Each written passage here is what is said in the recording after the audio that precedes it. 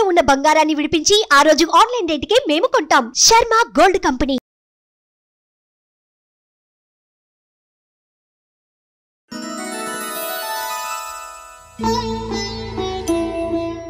అందరికీ నమస్కారం. శ్రీ క్రోధినామ సంవత్సర ఉగాది శుభాకాంక్షలు. ప్రస్తుతం మనతో పాటు ప్రముఖ జ్యోతిష్యులు, శ్రీచక్రపీఠం వ్యవస్థాపకులు, 2 తెలుగు రాష్ట్రాల ప్రజలకు ఎంతో ఇష్టమైన గురువర్యులు, సుమన్ టీవీ ఆస్థాన ధార్మికులు డాక్టర్ ప్రదీప్ జోషి గారు మనతో పాటు ఉన్నారు. వారితో మాట్లాడి ఈ క్రోధినామ సంవత్సరం అసలు ఎలా ఉండబోతోంది, అటు ఆరోగ్యపరంగా, ఆర్థిక పరంగా, అలాగే రాజకీయం పరంగా కావచ్చు, అలాగే 12 రాశుల వారికి ఏ విధంగా ఉండబోతుందో గురువుగారి మాటల్లో విని తెలుసుకుందాం. గురుగారు నమస్కారం అండి. శ్రీమాత్రే నమః. ఎలా ఉన్నారు? అంతా అమ్మదయ. ముందుగా మీకు క్రోధినామ సంవత్సర ఉగాది శుభాకాంక్షలు. ప్రేక్షకులందరికీ మరియు మా సుమన్ టీవీ యాజమాన్యానికి, సుమన్ టీవీలో భాగస్వాములైనటువంటి ప్రతి ఒక్కరికి అందరికీ కూడా క్రోధినామ సంవత్సర నూతన సంవత్సర ఉగాది శుభాకాంక్షలు.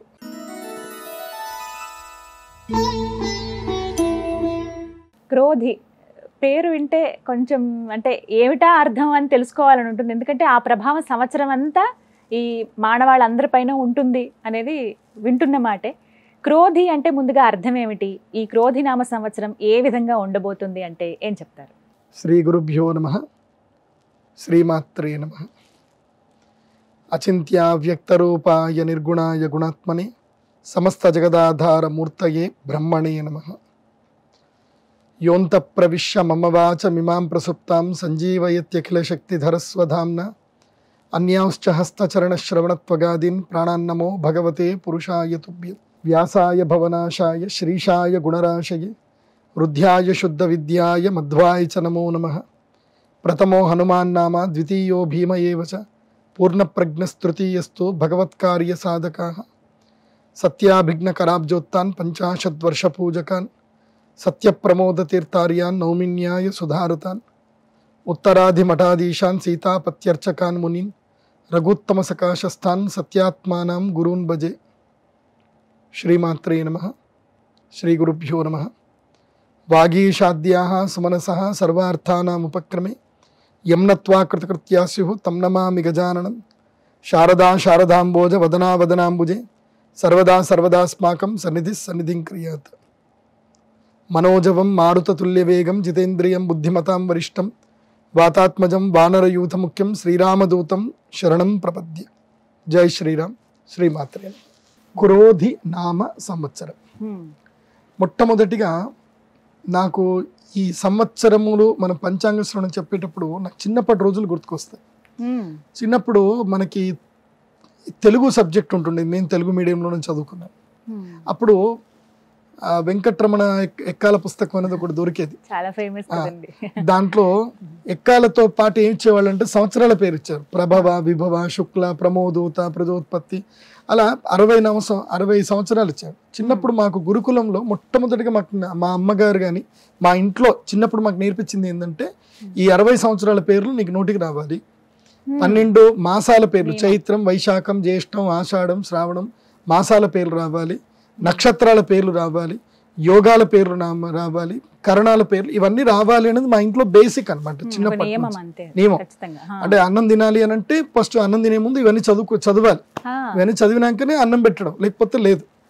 ఇది మీరు అందరు కూడా మీ ఇళ్లలో ఇప్పటి నుంచి ఫాలో అవ్వండి. ఎందుకోసం అంటే మన సనాతన ధర్మానికి సంబంధించి ఏంటంటే ఇవే ఈ సంవత్సరాల పేర్లే మన జీవితాన్ని మనకి చెప్తాయి.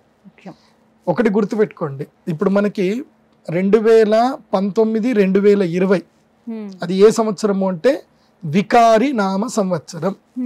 వికారం అంటే ఏంది? వికారం అంటే సకారం కానిది వికారం అంటే వికృతమైంది, ఇబ్బందులు పెట్టేది, అది వికృతి నామ సంవత్సరం, దాన్ని వికారి నామ సంవత్సరం.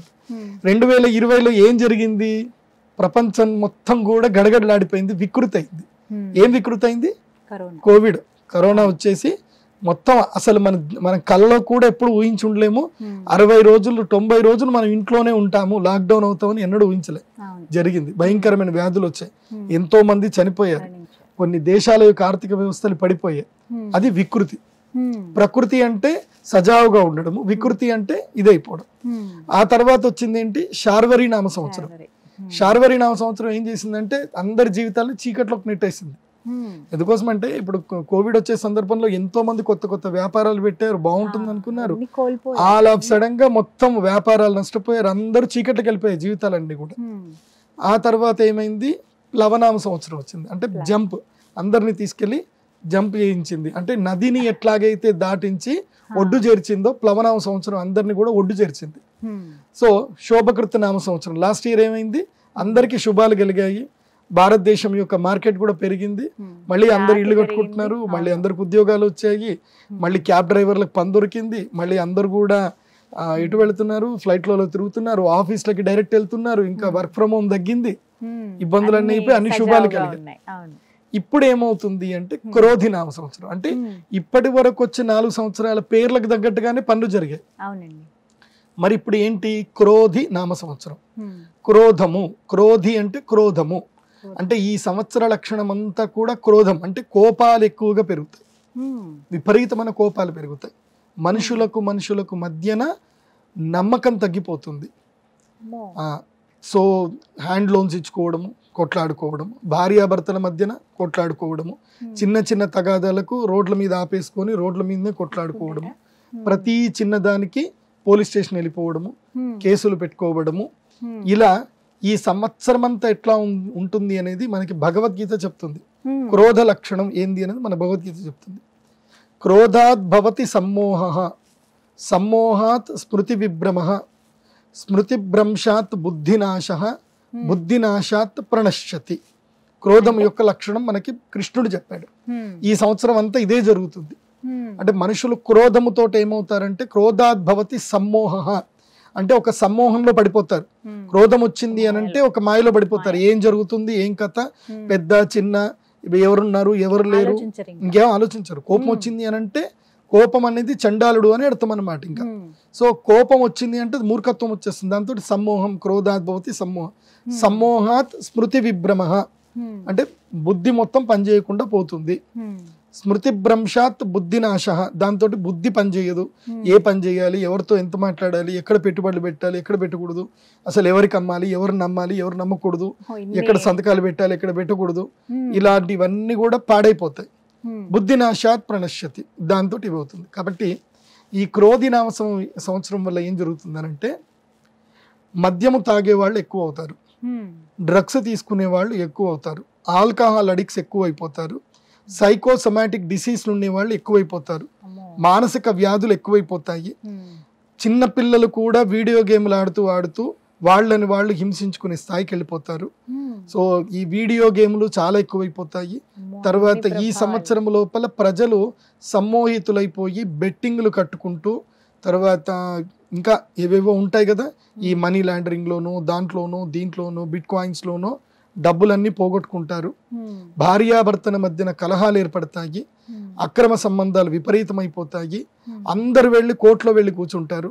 ఈ సంవత్సరము ఫ్యామిలీ కోర్టులో కేసులు కావాలంటే మీరు ఇప్పుడే చూసుకోండి. ఈ సంవత్సరము మొదలు ఫ్యామిలీ కోర్టులో కేసులు ఎన్ని ఉన్నాయి, వచ్చే సంవత్సరానికి ఈ సంవత్సరం మొత్తం మీద ఫ్యామిలీ కోర్టులో కేసులు ఇప్పుడు ఒకవేళ 5,000 కేసులు ఉన్నాయి అనుకుందాం, 20% కేసులు పెరుగుతాయి. అంటే 5,000 కేసులు అంటే మళ్ళీ 1000 కేసులు పెరుగుతాయి ఈ సంవత్సరం. 20% రెట్టింపు, ఇంకా 20 నేను చాలా తక్కువ చెప్పాను, ఇంకా పెరుగుతాయి. సో ఇలా ఫ్యామిలీ కోర్టులో కేసులు పెరుగుతాయి. వివాహ సంబంధాలు అనేటివి ఏం జరిగిపోతాయి అంటే వ్యాపార సంబంధాలుగా మారిపోతాయి. ఇలా ఈ సంవత్సరం అంతా కూడా ప్రజలు తగాదాలు పెట్టుకుంటూ, కోపాలు పెట్టుకుంటూ, అన్యోన్య బాంధవ్యాలు తగ్గించుకుంటూ, వస్తువులను ప్రేమిస్తూ, మనుషులని ప్రేమించడం తగ్గిస్తూ జీవిస్తారు ఈ సంవత్సరం. అన్ని చెడే కనిపిస్తున్నాయి గురుగారు. మంచి అంటే ఏమన్నా ఉందా ఈ సంవత్సరంలో? మంచి అనేది ఏదైనా ఉంది అని అంటే ఈ క్రోధము వల్ల కొంతమందికి మేలు జరుగుతుంది, ఒక్కోసారి క్రోధం వల్ల కూడా కొన్ని మేలు జరుగుతాయి. ఆ మేలు జరగడం ఏంటంటే తమ యొక్క, ఇప్పుడు ఒక్కటి గుర్తుపెట్టుకోండి, జీవితంలో ప్రతి ఒక్క సంఘటనలు అనేటివి జరుగుతాయి. కామ, క్రోధ, లోభ, మోహ, మదము, మాత్సర్యం, ఇవి అరిషడ్వర్గాలు అంటారు. మరి ఈ అరిషడ్వర్గాలు ఇవి ఉన్నప్పుడు భగవంతుడు వీటిని తీసేయాలి కదా, అసలు సృష్టించకూడదు కదా. ఎందుకు ఇవి ఉన్నాయి అని అంటే ఉండాలి ఇవి.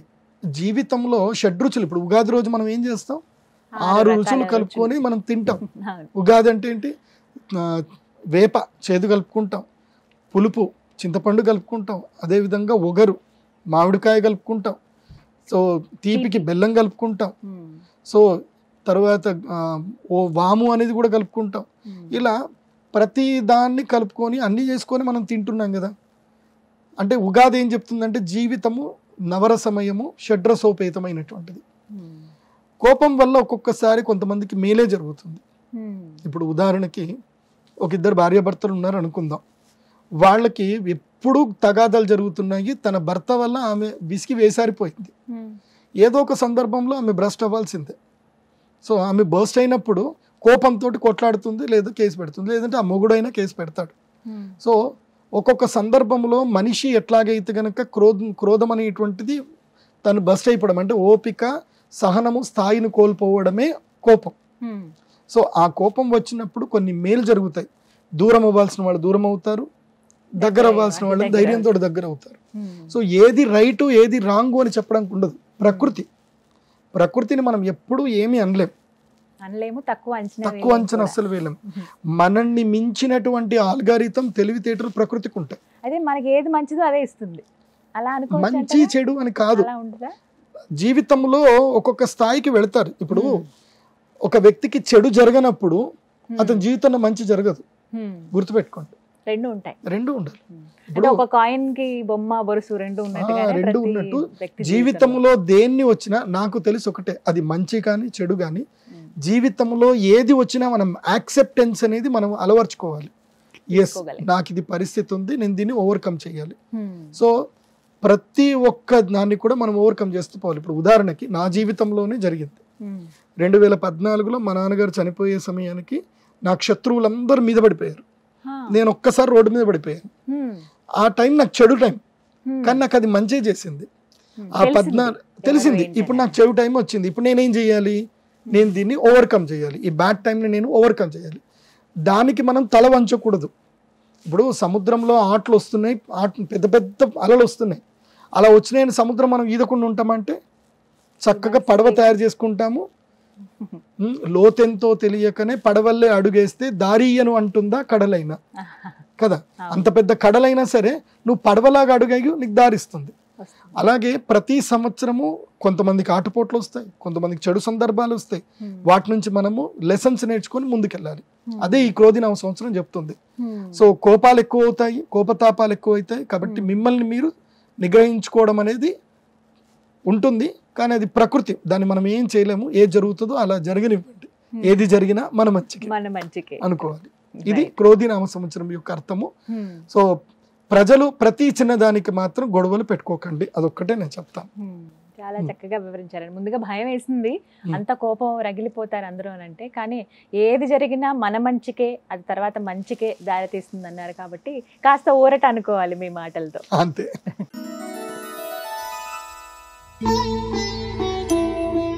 గురుగారు, రాజాది నవనాయకులు ఈ క్రోధి నామ సంవత్సరంలో ఏ విధంగా ఉంటాయి? ఎందుకంటే మనం చూస్తూ ఉంటాం కదా, ఏదైనా గవర్నమెంట్ కొత్తగా ఫామ్ అయినప్పుడు మంత్రిత్వ శాఖ అదే చాలా బలం, ఒక్కొక్క శాఖను వాళ్ళకి ఇస్తారు. చాలా వాళ్ళు పగడ్బందీగా ఆ శాఖల్ని వాళ్ళ పొజిషన్స్ని వాళ్ళు నిర్వర్తిస్తూ ఉంటారు. అలాగే ప్రతి సంవత్సరానికి కూడా ఉంటాయని విన్నాను. వాటిని నవనాయకులు అని అంటూ ఉంటారు కదా, వాటి గురించి వివరించండి. ఈ క్రోధినామ సంవత్సరంలో అసలు ఎలా ఉన్నాయి? శ్రీ గురుభ్యో నమః. శ్రీమాత్రే నమః. ఈ క్రోధి నామ సంవత్సరంలో రాజాది నవనాయకులు, దాంతో పాటు ఉపనాయకులని కూడా ఉంటారు. ఈ మొత్తం పోర్ట్ఫోలియోస్ 30 పోర్ట్ఫోలియోస్ ఉంటాయి. సో ఈ 30 పోర్ట్ఫోలియోస్కే నవగ్రహాలే అధినాయకులై ఉంటారు. అందులోపల ద మెయిన్ ఇంపార్టెంట్ పోర్ట్ఫోలియోస్ వచ్చేసి 9 ఉంటాయి. దాంట్లో రాజు, ఈ సంవత్సరం రాజు ఎవరయ్యారు అనేది చాలా ఇంపార్టెంట్.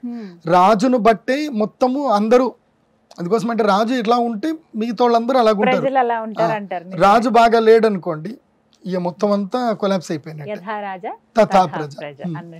సో ఈ సంవత్సరం రాజు ఏమవుతుందంటే, ఈ సంవత్సరం ఉగాది మంగళవారం మనకి ప్రారంభమైంది. సో ఏ వారం అయితే ఉగాది ప్రారంభం అవుతుందో ఆ వారాధిపతే ఆ సంవత్సరానికి రాజు అవుతాడు. అంటే సో మంగళవారం కాబట్టి మంగళుడు, కుజగ్రహమే ఈ సంవత్సరానికి రాజు. కుజుడు అంటే అర్థం ఏమిటి అని అంటే క్రోధము, కోపము, యుద్ధము, రక్తము, హింస, తర్వాత తగాదాలు పెట్టుకోవడాలు, ఇవన్నీ కూడా కుజుడే. ఇప్పుడు ఎవరికైనా వివాహం కాలేదని అంటే ఏమడుగుతారు? మీకు కుజదోషం కుజదోషం ఉందా అని అడుగుతారు కదా. ఈ సంవత్సరం అందరికీ కుజదోషం ఉన్నట్టే, మొత్తం భారతదేశంలో ఉండే వాళ్ళందరూ కుజదోషమే. కాకపోతే మన అదృష్టం ఒకటి ఏంటంటే మన భూమికి అధిష్టాన దేవత కుజుడే.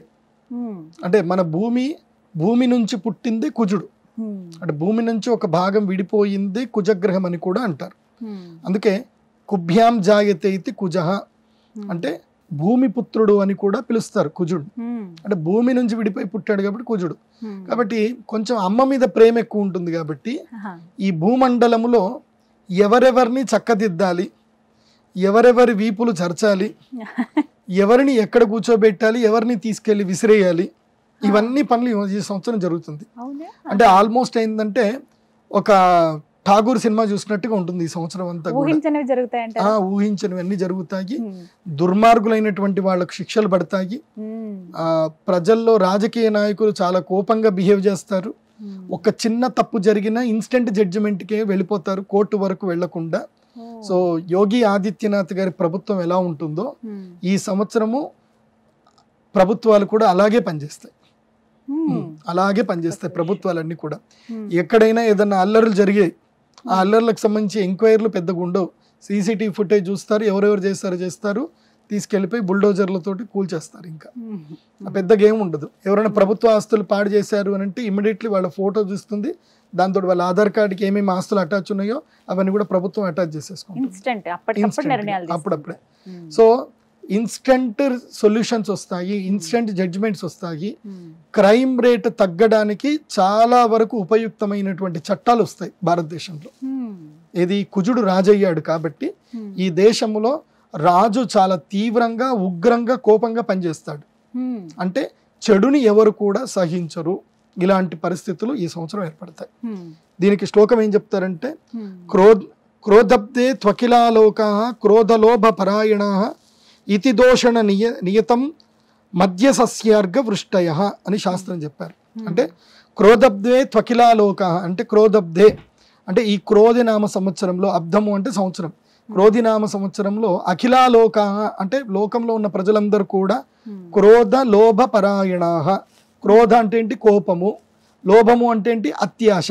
నేను ఇందాక మీకు చెప్పాను, ప్రజలు అత్యాశ పరులు అవుతారు, బెట్టింగ్ యాప్ల ద్వారా డబ్బులు పోగొట్టుకుంటారు, అలాగే ఏదో యూఆర్ఎల్ లింకులు వస్తాయి, డబ్బులు వస్తాయి, ఓటీపీలు చెప్తారు, అలా మొత్తం సైబర్ మోసగాళ్ళు ఎక్కువైపోతారు. నేను మీ అందరికీ చెప్పేది ఒకటే, మీ ఆన్లైన్ అకౌంట్లో చాలా తక్కువ డబ్బులు ఉంచుకోండి. ఏ బ్యాంక్ అకౌంట్కి అయితే ఏటీఎం కార్డు ఉండదో, ఏ బ్యాంక్ అకౌంట్కి అయితే ఇంటర్నెట్ బ్యాంకింగ్ ఉండదు, అంటే ఆఫ్లైన్ అకౌంట్ అంటారు, అంటే మీరు స్వయంగా వెళ్ళి చెక్ బుక్ సంతకం చేసి తీసుకోవడమే ఉండాలి తప్ప ఇంకేది ఉండకూడదు. అలాంటి బ్యాంక్ అకౌంట్లలో ఎక్కువ డబ్బులు పెట్టుకోండి. మీరు రెగ్యులర్గా రొటేషన్ చేసుకోవడం ఇంకొక బ్యాంక్ అకౌంట్ మెయింటైన్ చేయండి. అందులోపల 10,000, 5,000 తక్కువ, అంతకుమించి ఎక్కువ ఉండకూడదు. ఎందుకోసం అంటే ఈ సంవత్సరంలో సైబర్ ఫ్రాడ్లు ఎక్కువ అవుతాయి. మీరు కూడా లోభపరులు అవుతారు. వాళ్ళు ఎవరెవరో కూడా ఆ రాశుల వారు కూడా చెప్తాను, తర్వాత వినండి. సో ఇది రాజు యొక్క ఫలితం. ఇప్పుడు కుజుడు రాజు అని చెప్పాను కదా, ఆయనకు సంబంధించిన ఒక శ్లోకం చెప్తారు. అగ్ని తస్కర రోగాస్యుః, అగ్ని తస్కర రోగాస్యుః. అగ్ని అంటే అగ్ని బాధలు ఉంటాయి, అంటే అడవులు కాలిపోతాయి. ముఖ్యంగా ఎక్కడైతే సంవత్సరాదిలో సూర్యగ్రహణం కనిపిస్తుందో ఆ దేశాలు. ఈ సంవత్సరం మొదలు సూర్యగ్రహణం ఎక్కడ కనిపిస్తుంది? అమెరికా, మెక్సికో, కెనడా అలాంటి ప్రాంతంలో మనకి సూర్యగ్రహణాలు కనిపిస్తున్నాయి. ఈ సంవత్సరం కెనడాలో కానీ, అమెరికాలో కానీ, మెక్సికోలో కానీ విపరీతమైన గొడవలు అవుతాయి, అగ్ని భయాలు పెరుగుతాయి, బాంబు విస్ఫోటనాలు ఉంటాయి, అడవులు మొత్తం కూడా కాలిపోతాయి. ఇలాంటివి జరుగుతాయి, చూడండి. అలాగే మన భారతదేశంలో కూడా కొన్ని ప్రదేశాల్లో జరుగుతాయి. ముఖ్యంగా తిరుమల తిరుపతి దేవస్థానంలో కానివ్వండి, తిరుమల అడవులు కానివ్వండి, వింధ్య పర్వతములు కానివ్వండి, అక్కడ కూడా అగ్నిదాహము జరిగేటువంటి అవకాశం ఉంటుంది. కెమికల్ కంపెనీస్లో వీటిలో చాలా జాగ్రత్తగా ఉండండి. అక్కడ కూడా అగ్ని విస్ఫోటనాలు అవుతాయి. నేను ఇది చెప్పేది జాగ్రత్తగా వినండి. ఎవరైతే గనక మా సుమన్ టీవీ ఇది చూస్తున్నారో, కార్మికులు ఎవరైతే గనక రిస్కీ వ్యాపారం చేస్తారు, అంటే ఈ యొక్క వేడి పదార్థాల దగ్గర కానీ రిస్కీ వ్యాపారం అంటే ఒక చిన్న ఏమరిపాటుతో ప్రాణాలు పోతాయి. అలాంటి ఉద్యోగాలు చేసే కార్మికులు ముఖ్యంగా అగ్ని, కరెంటు, అదేవిధంగా బొగ్గు సింగరేణి కార్మికులు, తర్వాత ఈ థర్మల్ ఇండస్ట్రీలో పనిచేసేవాళ్ళు, కరెంటుతో పనిచేసేవాళ్ళు చాలా జాగ్రత్తగా ఉండండి. మీరందరూ కూడా అవసరం ఉన్నా లేకపోయినా మీరందరూ కూడా బ్యాంకులో చిన్నగా 100 రూపాయలు కడితే ఇన్సూరెన్స్ వస్తుంది. 5 లక్షలు 10 లక్షలు ఇన్సూరెన్స్ వస్తుంది, గవర్నమెంట్ ఇచ్చింది. ఏవో కొన్ని బ్యాంకులో అకౌంట్ ఓపెన్ చేసుకుని అందులో ప్రధానమంత్రి గారిది ఏదో ఉంటుంది, సంవత్సరానికి 12 రూపాయలు 16 రూపాయలు ఉంటుంది. అదేదో కటింగ్ చేయమని చెప్పి మేనేజర్ని అడగండి. ఇన్సూరెన్స్లు అయితే చేసి పెట్టుకోండి కార్మికులు తప్పకుండా. ఎందుకోసం అంటే ఈ సంవత్సరం అగ్ని భయం అయితే ఉంది. తర్వాత తస్కర భయము అంటే దొంగల భయము. నేను ఇందాక చెప్పాను కదా, సైబర్ మోసగాళ్ళు ఎక్కువ అవుతారు, దొంగలు ఎక్కువైపోతారు. ఆడాళ్ళు అమ్మలు మీ అందరికీ చెప్తున్నాను, మీరు ఎప్పుడైనా సరే కలకత్తాకి వెళ్ళి చూడండి, కోల్కతా వీడియోలు ఏమైనా చూడండి. కోల్కతాలో అది వెస్ట్ బెంగాల్ ఉంటుంది, అక్కడ ఎవరు మెడలో బంగారాలు వేసుకోరు, ఉంగరాలు కూడా వేసుకోరు. నేను ప్రత్యక్షంగా వెళ్ళి 5 రోజులు ఉన్నప్పుడు చూసాను. కేవలం మన సౌత్ ఇండియాలోనే ఎక్కువ ఒంటి మీద బంగారాలు వేసుకుంటారు. ఎందుకోసం అంటే అక్కడ బంగారం కోసం మనుషుల్ని చంపేస్తారు కూడా, లాక్కెళ్ళిపోతారు, ఏదైనా గొడవ చేస్తారంటే చంపేస్తారు. సో అలాంటి పరిస్థితులు ఇప్పుడు రాబోతున్నాయి.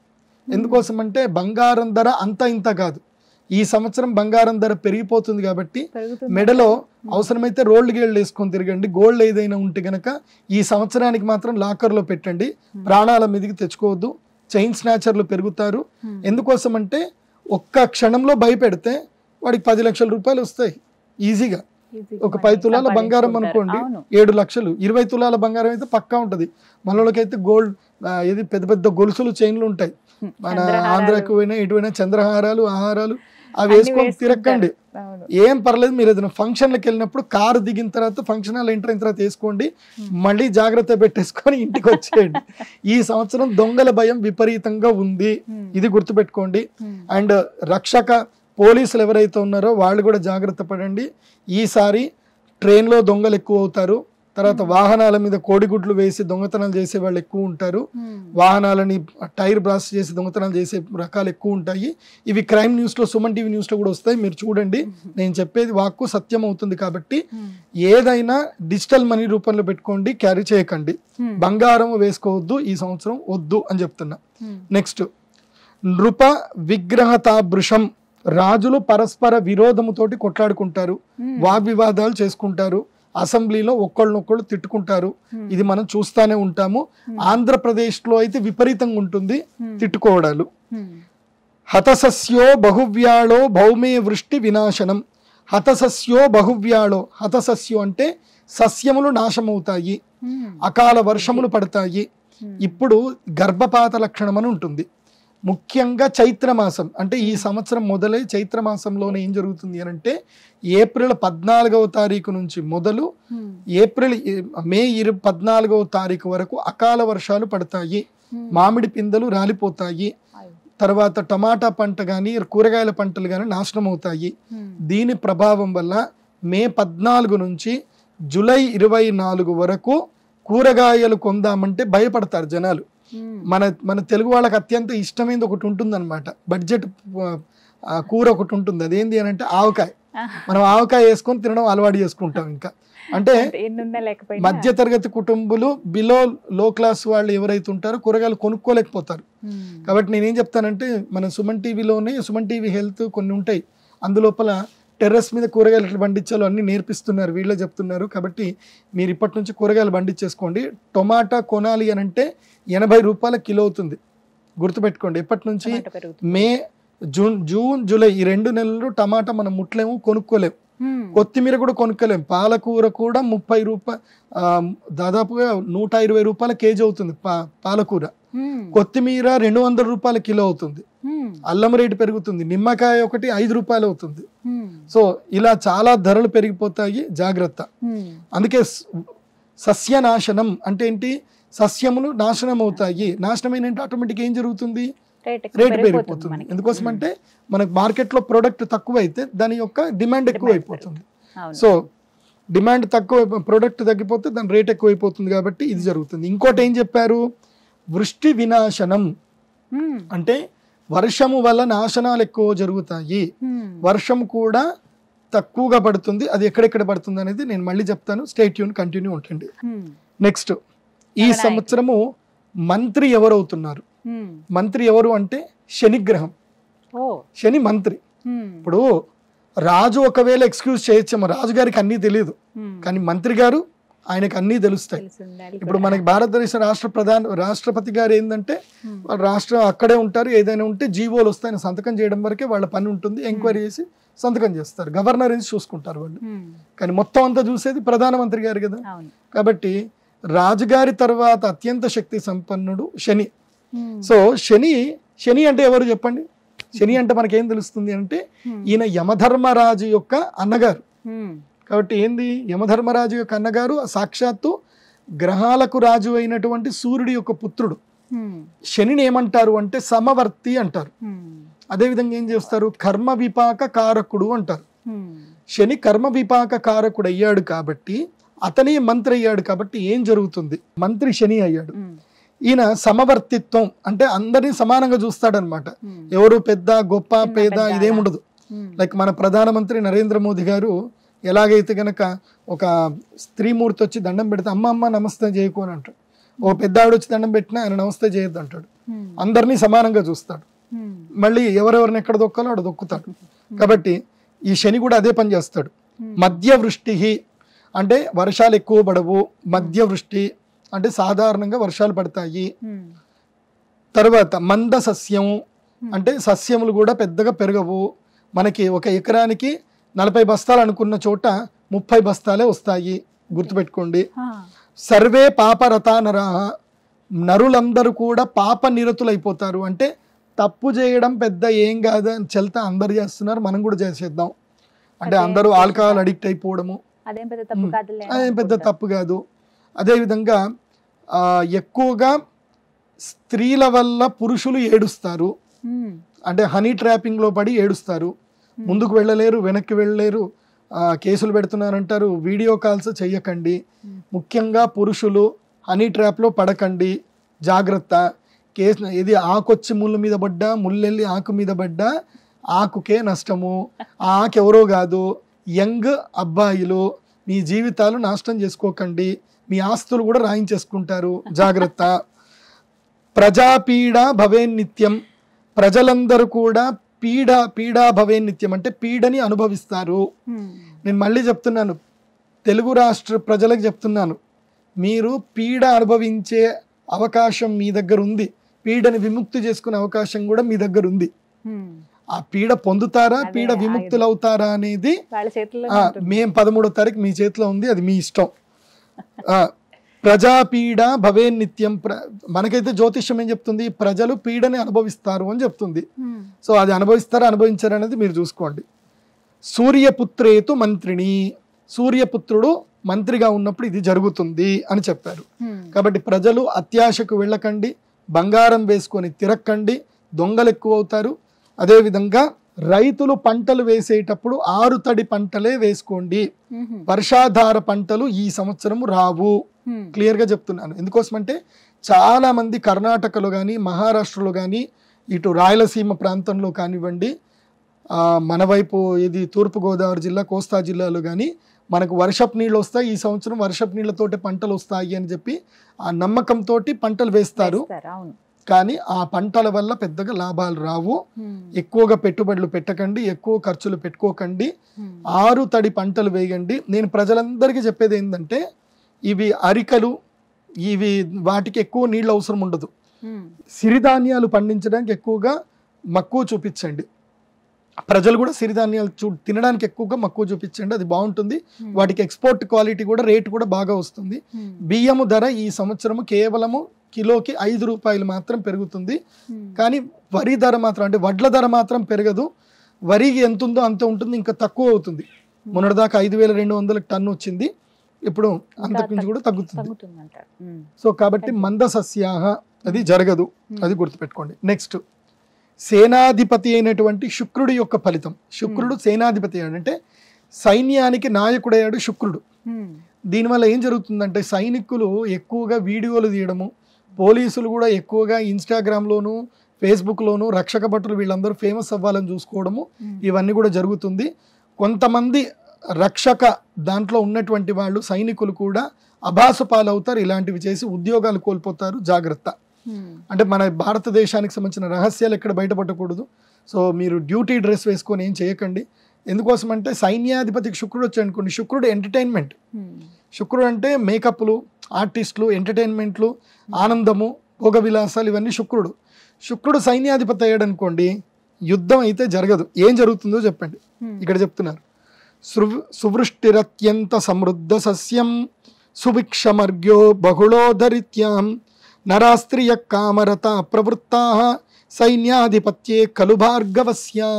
సైన్యాధిపతి అయినప్పుడు ఏం జరుగుతుందట, సువృష్టి అత్యంత సమృద్ధ సస్యం అన్నారు.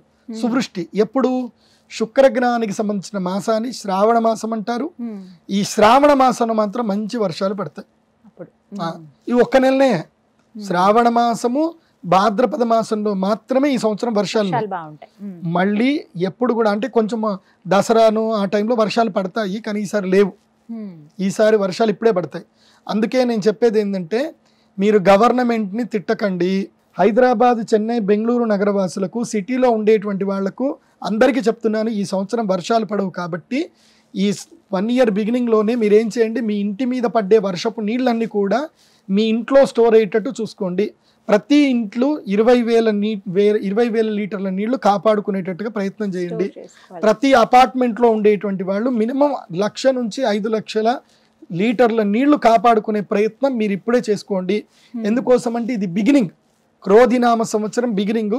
రాబోయే 7 సంవత్సరాల్లోనూ వాటర్ క్రైసిస్ అనేటివి ఏర్పడతాయి. ఇప్పుడు ఆల్రెడీ బెంగళూరులో ఏర్పడింది. బెంగళూరు నుంచి కానీ, చెన్నై నుంచి కానీ సాఫ్ట్వేర్ కంపెనీలన్నీ కూడా తరలి వెళ్ళిపోతున్నాయి. కానీ ఇది ఒక విధంగా మంచి న్యూసే. ఎవరికి మంచి న్యూస్ అంటే, వరంగల్, మహబూబ్ నగరు, నిజామాబాదు, తర్వాత విజయవాడ, రాజమండ్రి, విశాఖపట్నం, అంటే మెట్రోపాలిటన్ సిటీస్ కాకుండా సబర్బన్ సిటీస్ ఏవైతే ఉంటాయో వాటికి మంచిది. నీళ్ళు అక్కడ దొరుకుతాయి కాబట్టి జనాలందరూ అక్కడికి వచ్చేస్తారు. సాఫ్ట్వేర్ కంపెనీలు అక్కడికి వచ్చేస్తాయి. ఎక్కడ నీళ్లు ఉంటే జనాలు అక్కడ ఉండాలి కాబట్టి అక్కడికి వచ్చేస్తారు. కాబట్టి అర్బన్ సిటీలు అన్నీ కూడా పెరుగుతాయి. కానీ మెయిన్గా ఏవైతే మెట్రోపాలిటన్ సిటీస్ ఉన్నాయో అక్కడ జనాలు కష్టాలు పడుతూ బాధలు పడుతూ ఉంటారు. నీటి కష్టాలు ఉంటాయి. ఇది ఈ సంవత్సరం గుర్తుపెట్టుకోండి. కాబట్టి నీటిని కాపాడుకునే ప్రయత్నం చేయండి. ఆల్రెడీ మీకు సుమన్ టీవీలో కూడా చెప్పారు, వాటర్ని ఎలా కాపాడుకోవాలి ఏం కథ అని. సుమన్ టీవీలో ఏదో వీడియో ఉన్నట్టుంది, అది కూడా చూడండి. ఇక్కడే గచ్చిబౌలిలో ఒక ఇంటిది వీడియో చేసినట్టున్నారు, మీరు ఎవరో చేసినట్టున్నారు. సో వాళ్ళు వర్షపు నీటి మొత్తం సేవ్ చేసుకుంటున్నారు. ఇప్పటి నుంచి ఎవరు ఇల్లు కట్టుకున్నా కింద సెల్లార్లో వర్షపు నీళ్లు మొత్తం సేవ్ ఉండేటట్టు ప్లాన్ చేసుకోండి. అది మాత్రం పక్కా, దాన్ని మర్చిపోవద్దు. ఇది ఇంకోటి ఏం చెప్తున్నారు, నరా స్త్రియా కామరతాహ. నరహ అంటే మగవాళ్ళు, స్త్రియ అంటే ఆడవాళ్ళు, కామరతాహ అంటే కోరికలతోటి గిలగిలలాడి కొట్టుకుంటా ఉంటారనమాట. సో వాళ్ళని వీళ్ళు పరిచయం, వీళ్ళని వాళ్ళని పరిచయం, మల్టిపుల్ రిలేషన్షిప్లో ఉండడము, హనీ ట్రాప్లో గురవ్వడము, డబ్బులు పోగొట్టుకోవడము, ఏడవడాలు, తర్వాత బ్లాక్మెయిల్ చేయడాలు, ఇవన్నీ కూడా జరుగుతాయి. నరాస్త్రియా కామరతాహ ప్రవృత్తాహ అని చెప్పారు. సో ఇది ఈ సంవత్సరం లక్షణం ఇది. కాబట్టి జాగ్రత్తగా ఉండండి. ముఖ్యంగా ఎక్కడో మీ అమ్మ నాన్న మిమ్మల్ని మీరు అద్భుతంగా మీరు జీవితాలు గడుపుతారు, మీరు కెరియర్ ఎస్టాబ్లిష్ చేసుకుంటారని వాళ్ళ జీవితాల్ని తాకట్టు పెట్టి మిమ్మల్ని ఇక్కడికి పంపిస్తే మీరు ఇక్కడ హాస్టల్లో ఉండి టిక్ టాకులు, ఇన్స్టా రీల్స్, ఆ వైరల్ ఈ వైరల్ అని చేసుకుంటూ జీవితాలు పాడు చేసుకోకండి. సీరియస్గా చదువుకోండి, మంచి ఉద్యోగాలు తెచ్చుకోండి. కాకపోతే ప్రకృతి అయితే ఇప్పుడు అట్లాగే ఉంది, జాగ్రత్త. నెక్స్ట్, సస్యాధిపతే కుజస్య ఫలం. కుజుడు సస్యాధిపతి అయ్యాడు. దీని యొక్క ఇదేంటి, సృష్టి సర్పదేశేషు సమృద్ధాశ్చ కణాదయ సమృద్ధాశ్చణకాదయ రక్తభూమి సుఫలితా పూర్వసస్యాధిపే కుజే. అంటే సువృష్టి సర్వదేశేషు. సువృష్టి సర్వదేశేషు అంటే వర్షం బాగా పడుతుంది. ఎక్కడైతే ఎర్ర నీళ్ళలు ఉన్నాయో, ఎక్కడైతే పర్వత ప్రాంతాలు ఉన్నాయో, ఎక్కడైతే శివుణ్ణి అత్యంత ప్రీతిగా పూజిస్తారో, ఎర్ర నీళ్ళలు ఎక్కడైతే ఉంటాయో అక్కడ మంచి వర్షాలు పడతాయి. అది కాకుండా ఈ సంవత్సరము ఏవేపు అంటే ద్విదళ ధాన్యాలు బాగా పండుతాయి. అంటే కందిపప్పు, పెసరపప్పు, మినుప్పప్పు ఇవి బాగా పండుతాయి.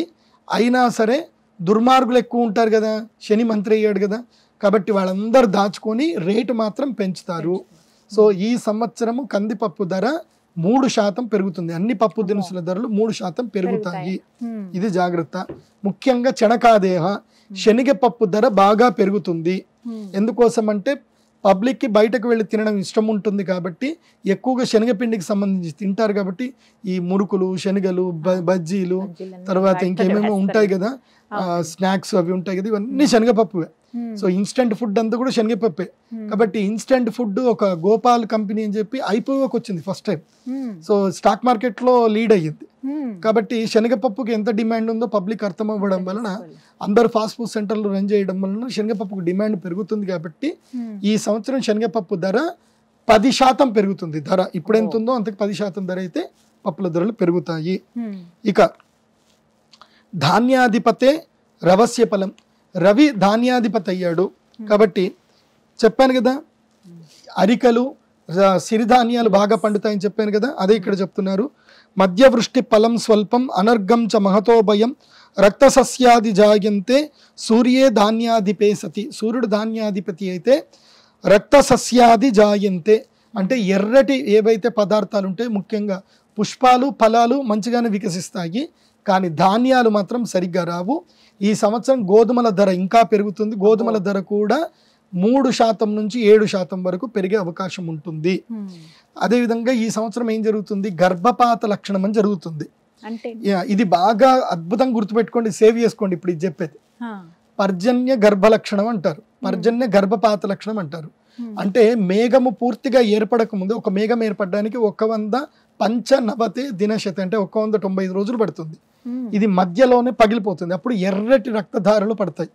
అంటే వర్షం మనకి ఎప్పుడు కూడా క్రిస్టల్ క్లియర్ గా ఉంటుంది, నీళ్ళంటే క్రిస్టల్ గా ఉంటాయి, కానీ ఒక్కొక్క ప్రదేశంలో ఎలా అంటే ఎర్రటి రక్తం లాగా వర్షం పడుతుంది. ఇది ఎక్కడ అంటే చైనా ప్రాంతంలో పడుతుంది. చైనాలో కొన్ని కృత్రిమ వర్షాలు కురిపిస్తారు, దానివల్ల చైనాలోను అదేవిధంగా మెక్సికో లాంటి ప్రాంతంలోను అమెజాన్ అడవుల్లోనూ ఇవి పడతాయి. అర్ఘాధిపతే శుక్రస్య ఫలం. శుక్రుడు అర్ఘాధిపతి అడిగా శాలీ క్షుజల సస్యార్ఘ వృద్ధిర్భూపా స్వధర్మగా సంపూర్ణ జలదా వృష్టి శుక్రే చార్ఘాధిపతే సతి. అర్ఘాధిపతి శుక్రుడయ్యాడు. అర్ఘములు అంటే ఏంటంటే సమస్తమైనటువంటి ధాతువులు, బంగారము, వెండి, రాగి, ఇంకా ఇవన్నీ మనకి పీరియాడిక్ టేబుల్ అంటారు కదా, అందులోపల ఉండే అన్ని కూడా ఈ సంవత్సరం తర్వాత 12% రేట్లు పెరుగుతాయి. అన్నిటికీ 12% రేట్లు పెరుగుతాయి. ఇప్పుడంతా మెటల్స్ అన్ని కూడా రేట్లు పెరుగుతాయి. అప్ టు 5% to 12% వరకు రేట్లు పెరుగుతుంది. బంగారము 12% ఇంక్రీజ్ అవుతుంది, వెండి 8% ఇంక్రీజ్ అవుతుంది, రాగి 5% ఇంక్రీజ్ అవుతుంది. అయితే ఈ సంవత్సరం ఏం జరుగుతుందంటే ప్రజలందరూ కూడా ఇవి బంగారు ఆభరణాలు కొనడం తగ్గించి ఈ 1 గ్రామ్ గోల్డ్ అని కొనుక్కోవడం స్టార్ట్ చేస్తారు. ఎవరైనా ఇంట్లో ఉండి వ్యాపారాలు చేసేవాళ్ళు ఉన్నారా? ఇంట్లో వాట్సాప్ స్టేటస్ లోను ఇన్స్టాగ్రామ్ లో బిజినెస్ చేసే వాళ్ళు ఉన్నారుగా. మా సుమన్ టీవీ కూడా ఎంకరేజ్ చేస్తుంది, మీ ఇంటికి వచ్చి మీరు ఏం అమ్ముతారో చెప్తుంది. కాబట్టి అలాంటి వ్యాపారస్తులకు, చీరలు అమ్మే వాళ్ళకి, 1 గ్రామ్ గోల్డ్ అమ్మే వాళ్ళకి, తర్వాత చీరలు నేయించే వాళ్ళకి, వీళ్ళకి అఖండ లాభం వస్తుంది ఈ సంవత్సరం. అర్ఘాధిపతి బాగున్నాడు కాబట్టి బాగుంటుంది, లాభం వస్తుంది. వర్క్ ఫ్రమ్ హోమ్ చేసేటువంటి ఆడవాళ్ళకి, ఇంట్లో కూర్చొని సంపాదించే ఆడవాళ్ళకి మాత్రం శుక్రుడు అనుగ్రహం ప్రసాదిస్తున్నాడు. నెక్స్ట్ మేఘాధిపతి శుక్రుడు ఫలం. శుక్రుడు మేఘాధిపతి అయ్యాడు కాబట్టి అతివృష్టి సుభిక్షంచ సస్యవృష్టి నిరామయ క్షీరప్రద సదాగావ శుక్రే మేఘాధిపే సతి. నేను ఇందాక చెప్పాను, శుక్రుడు అధిష్టాన దేవతగా ఉండేటువంటి మాసము శ్రావణ మాసము, తర్వాత భాద్రపద మాసములో గురుగ్రహం కాబట్టి శ్రావణ భాద్రపద మాసాలు మాత్రం మంచి వర్షాలు పడతాయి, ఆ నీటిని కాపాడుకోండి.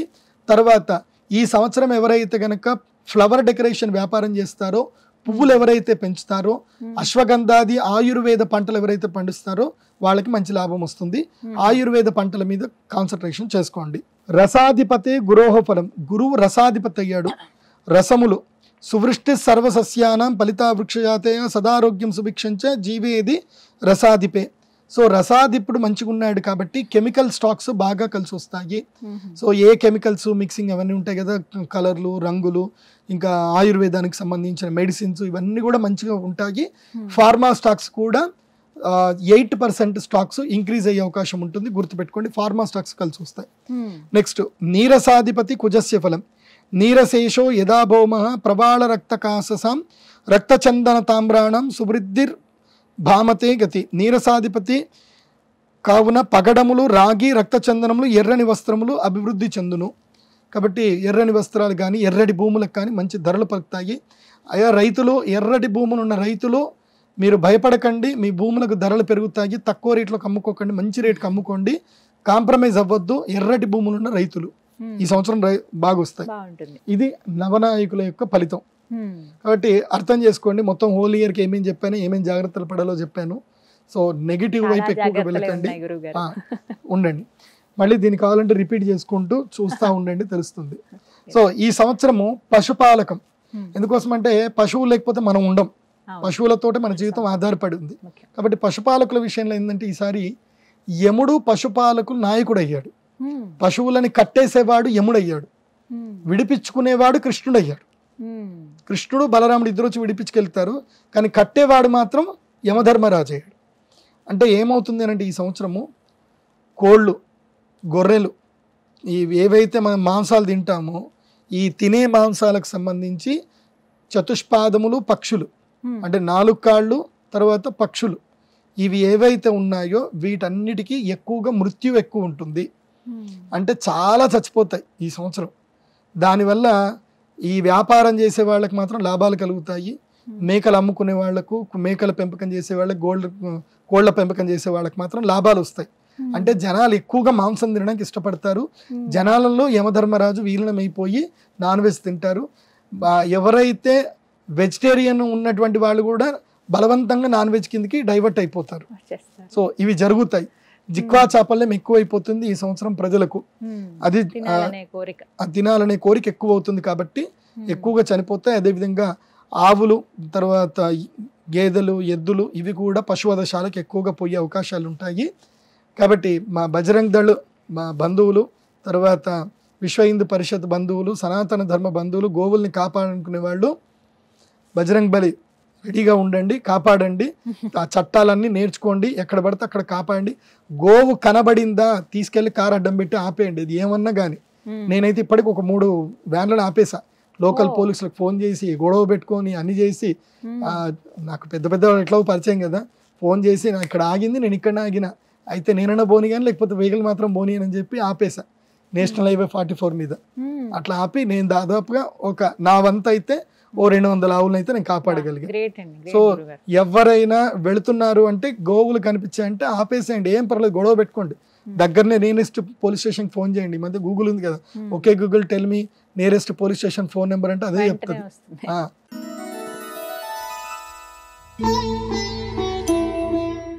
గురుగారు, మరి ఈ క్రోధినామ సంవత్సరంలో వర్షాలు ఏ విధంగా ఉన్నాయి? బాగానే పడతాయి అంటారా? ఎందుకంటే వాటిపైనే ఆధారపడింది ప్రతి ఒక్క పంట కూడాను.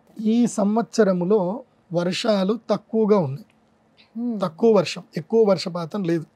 ఉన్న నీటిని కాపాడుకునే ప్రయత్నం చేసుకోండి ప్రభుత్వాలు, ప్రజలు. వర్షపు నీటిని ఒడిసి పట్టడం మర్చిపోవద్దు. ఈ సంవత్సరం వర్షాలు ఎక్కడెక్కడ పడతాయో చెప్తాను వినండి. 10 భాగములు సముద్రం పైన, అంటే వర్షపు నీళ్లు ఒక 20% వచ్చాయనుకుందాం, అంటే 100% ఎప్పుడు వర్షం పడదు. ఎందుకోసం అంటే మిగతా నీళ్ళన్నీ కూడా మనకి మేఘాల రూపంలో, తర్వాత ఇవి మంచు రూపంలో ఉండిపోతాయి. 20% మాత్రమే మనకి మంచినీళ్ళు దొరుకుతాయి భూమిపైన. సో ఆ 20%లో వర్షాలు పడే 20%లో 10% పోయి సముద్రంలోనే వర్షం పడుతుంది. అంటే 20లో సగానికి సగము సముద్రంలోనే వర్షం పడుతుంది. కాబట్టి ఆ నీళ్లు మనకు కాదు, మనకి మంచి ఆక్సిజన్ రావడానికి సముద్రంలో మంచినీళ్ళు పడాలి. అలా పడితేనే చేపలకు వాటికి బాగుంటుంది. కాబట్టి అది మనకు మంచిదే. ఎందుకోసం అంటే నేచర్ని బ్యాలెన్స్ చేయాలంటే సముద్రం బాగుండాలి. కాబట్టి సముద్రంలో 10% నీళ్లు పడిపోతాయి. ఇక మిగతా 7% ఎక్కడ పడతాయి అని అంటే ఇవి పర్వతముల పైన పడతాయి. ఎందుకోసం అంటే పర్వతాల మీద నీళ్లు పడితేనే మనకి నదులు వస్తాయి. నీళ్లు రెగ్యులర్గా పర్వతాల నుంచే పుడతాయి కదా. కాబట్టి 7% నీళ్లు పర్వతాల మీద పడతాయి. అది కూడా వెస్టర్న్ ఘాట్స్, అంటే పశ్చిమ భాగంలో ఉండేటువంటి కేరళ, పూణే, గోవా, అటుపైన గుజరాత్, ఈ ప్రాంతంలో మంచి వర్షాలు పడతాయి. మహారాష్ట్ర, కేరళ, గోవా అక్కడ మంచి వర్షాలు పడతాయి. 7% వర్షాలన్నీ కూడా పర్వత ప్రాంతంలోనే పడతాయి. వింధ్య పర్వతాలు, అక్కడక్కడ పడతాయి. సో మన ఆంధ్రప్రదేశ్లో మాత్రం పర్వతాలకి గుండు కొడుతున్నారు. సో దయచేసి పర్వతాలకు గుండు కొట్టకండి. గుండు కొడితే అది కూడా నేల అనుకుని వర్షం పడ్డం మానేస్తుంది. కాబట్టి పర్వతాలకు గుండు కొట్టకుండా ఉంటే మంచిది. సో ఎక్కడెక్కడైతే పర్వతాలు ఉంటే అక్కడ వర్షం పడుతుంది. దానివల్ల గిరిజన వాసులకు మేలు జరుగుతుంది. తర్వాత ఆర్గానిక్ పంటలు పండించే గిరిజన వాసులకు మాత్రం ఈ సంవత్సరం మేలు జరుగుతుంది. సో సిటీ నుంచి కారు వేసుకొని మన శ్రీకాకుళము, విజయనగరము, తర్వాత భద్రాచలం దగ్గర ఉండే సంతలకి హైదరాబాద్ వాళ్ళు వెళ్తారు. 7% పర్వతాల మీద పడుతుంది. ఇక మన భూమి మీద అంటే ఎవరైతే వేస్ట్ ఎక్కువ చేస్తారో ఆ ప్రాంతంలో అంటే మంచినీళ్ళన్నీ ఏది నాలా లోపలికి వెళ్ళిపోయే ప్రదేశం లోపల మాత్రం దేవుడికి ఇష్టం లేదు. అందుకోసం ఏం చేశారంటే ఒరే నేను ఇచ్చే మంచినీళ్ళు మీరు అంతా పాడు చేసుకుంటున్నారని చెప్పి 2% మాత్రమే, ఓన్లీ 2% మాత్రమే సిటీలలో చదును నేల మీద, నేల ప్రాంతం మీద 2% మాత్రం వర్షాలు పడతాయి. అంటే ఈసారి వర్షములు భగవంతుడు నిర్ణయం చేశాడు, ఎక్కడ పడించాలో ఆయన అక్కడనే పడిస్తున్నాడు. 17% మనుషులు లేని చోట, 2% మాత్రమే మనుషులు ఉండే చోట ఇది వర్షం పడుతుంది. కాబట్టి మనం ప్రకృతిని ఆరాధించకపోతే ఇలాగే జరుగుతుంది. మనకి ఉన్న భూమిలో ఉన్న నీళ్ళన్నీ మనం బోర్ వేసి లాక్కుంటున్నాం కదా. మరి ఆ బోర్లో నీళ్ళు రావాలంటే ఏం చేయాలంటే ఎక్కడో పర్వతాల్లో పడితే తప్ప రావు, నీటి దారాలు రావాలి. కాబట్టి నీటి దారాలని కాపాడుకోండి, నీటిని కాపాడుకోండి. ఊకే పంచాంగ శ్రవణం అంటే ఏదో చెప్పుకుంటూ వెళ్ళిపోవడం కాదు, మీకు నేను మంచి చెప్పాలి.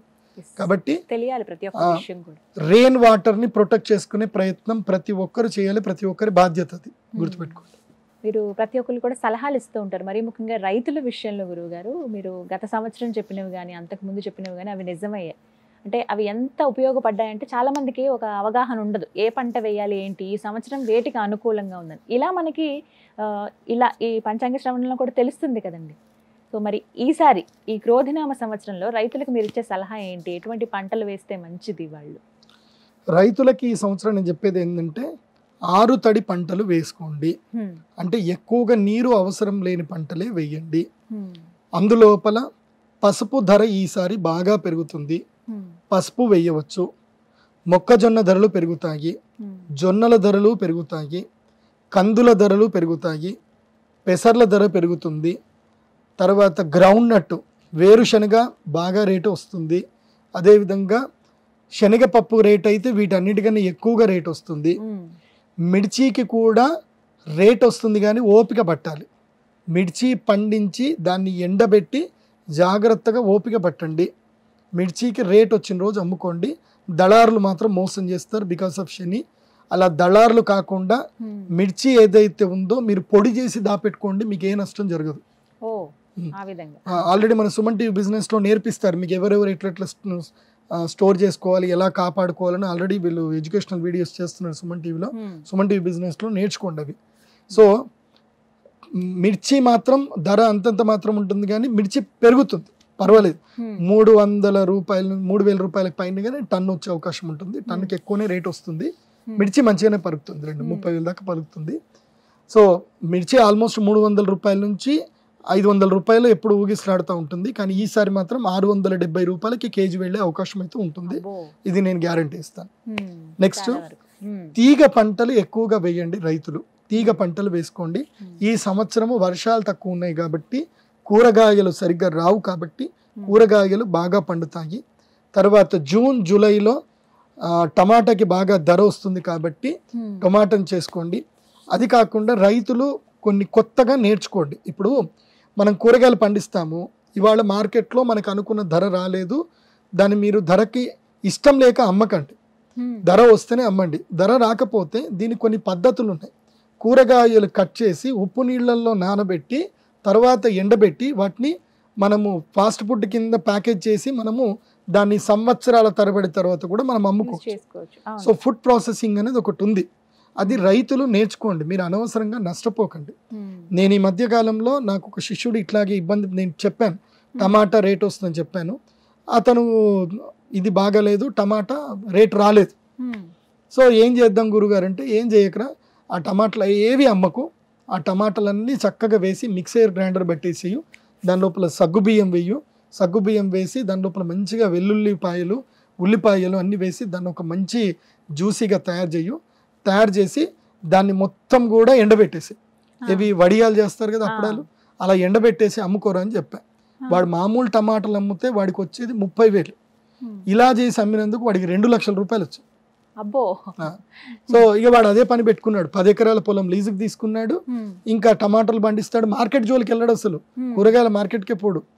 టమాటాలు, తర్వాత వెల్లుల్లిపాయలు, ఉల్లిపాయలు ఇవన్నీ వేస్తాడు, అల్లం వేస్తాడు, దాని ఒక మంచి ఇంగ్రీడియంట్ తయారు చేస్తాడు, సగ్గు బియ్యం వేసి. తర్వాత వడియాలు చేస్తాడు. అయిపోయి 800 రూపాయలు కిలో వడియాలు అవి, టమాటా వడియాలు అయిపోయి. అలా ఇన్నోవేటివ్గా ఆలోచించండి. ఇప్పుడు కాకరకాయలు ఉన్నాయి, దొండకాయలు ఉన్నాయి, అవి కట్ చేసి ఉప్పు నీళ్ళలో నానబెట్టి ఎండబెట్టిన తర్వాత ఇక పాడవు అవి. తర్వాత మంచిగా నెయ్యిలో వేయించుకోవచ్చు.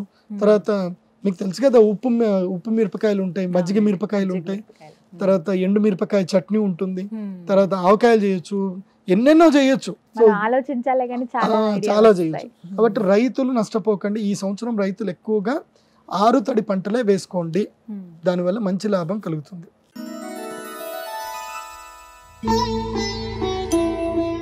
ప్రతి సంవత్సరం గురువుగారు ఏదో అనుకోని విపత్తులు సంభవిస్తూనే ఉంటాయి. అప్పుడు అనుకుంటాం ఈ సంవత్సరం ఇదే రాసి పెట్టుందేమో అన్నట్టుగా. మరి ఈ క్రోధినామ సంవత్సరంలో ఏమన్నా విపత్తులు ఉన్నాయా? క్రోధినామ సంవత్సరం, క్రోధం అంటేనే పెద్ద విపత్తు. సో దేశాల అధిపతులు కొట్లాడుకుంటారు. ఈ సంవత్సరం అమెరికాలో ప్రభుత్వం మారుతుంది. అమెరికాలో ప్రభుత్వం మారిన వెంటనే కొన్ని విధి విధానాలు తీసుకుంటుంది. ఆ విధి విధానాల వల్ల కొన్ని యుద్ధాలు జరిగే అవకాశం అయితే ఉంటుంది. భారతదేశంలో అయితే యుద్ధాలు లేవు, భారతదేశానికి అయితే యుద్ధ భీతి లేదు. కానీ ఈ యుద్ధం అనేటువంటిది బయోవార్ రూపంలో జరిగే అవకాశాలు ఉన్నాయి. మనకి కోవిడ్ వచ్చిందే బయోవార్ లాగానే. సో మళ్ళీ అలాంటి బయోవార్లు వచ్చే అవకాశాలు ఎక్కువగా ఉన్నాయి. ఇది ముఖ్యంగా మళ్ళీ చైనా నుంచి వచ్చే అవకాశాలు ఎక్కువగా ఉన్నాయి. అంటే అలాంటి పరిస్థితులు మళ్ళీ వస్తాయి. కానీ మన భారతదేశంలో మాత్రం కొంచెం అంత డేంజర్ అయితే లేదు. బట్ ఈ సంవత్సరం అగ్ని భయాలు ఎక్కువగా ఉన్నాయి, బాంబుల భయాలు ఎక్కువగా ఉన్నాయి. తర్వాత నీటి మూలకంగా యుద్ధాలు జరుగుతాయి. ఈ సంవత్సరం నీటి మూలక యుద్ధాలు జరుగుతాయి. నీళ్లు లేక జనాలు కొట్లాడుకుంటారు, నీళ్లు లేక జనాలు బాధపడతారు. బ్రహ్మంగారు చెప్పినట్టుగా చింత చెట్టుకి ఇది పాలు కారుతాయి అని బ్రహ్మంగారు చెప్పారు. ఎప్పుడైతే చింత చెట్టుకు పాలు కారుతాయో అప్పుడు ప్రకృతి వైపరీత్యం ఏర్పడతాయి. నీళ్ల కోసం జనాలు కొట్లాడుకుంటారు, అది జరుగుతుంది. అదేవిధంగా స్వలింగ సంపర్కులు పెరుగుతారు, అది కూడా పెరుగుతుంది. జనాలు కామరతులు అవుతారు, అది కూడా పెరుగుతుంది. మనుషులకి జంతువులు పుడతాయి, జంతువులకు మనుషులు పుడతారు. ఇలాంటి కొన్ని విచిత్రమైనవి ఈ సంవత్సరం జరుగుతాయి. తర్వాత ఇంకొకటి ఇదేంది, విపత్తులు కాబట్టి అగ్ని ప్రమాదాలు ఎక్కువగా పెరుగుతాయి. తిరుపతి దేవస్థానం పైన విజిలెన్స్ అధికారులు దాడి చేస్తారు. అక్కడ ఎన్ని బొద్దింకలు బయట పెడతాయో మీరే చూడండి. సో ఇవన్నీ కూడా అవుతాయి, ఇన్ని విచిత్రాలు జరుగుతాయి. సో ఒక 2 రోజులు తిరుపతి దేవస్థానంలో లడ్డూలు అమ్మరు, ఇవి ఈ సంవత్సరం జరుగుతాయి. అది కాకుండా కొన్ని ఈ సంవత్సరము మీరు ఆగస్ట్ అనుకోండి, ఆగస్టు లేదా సెప్టెంబర్, ఈ సమయంలో తిరుపతి దేవస్థానానికి సంబంధించిన పెద్ద కుంభకోణం బయటపడుతుంది. ఎవరెవరు ఎన్ని డబ్బులు తిన్నారు, ఏం కథ, ఏం జరిగినాయి అన్నీ బయటపడతాయి.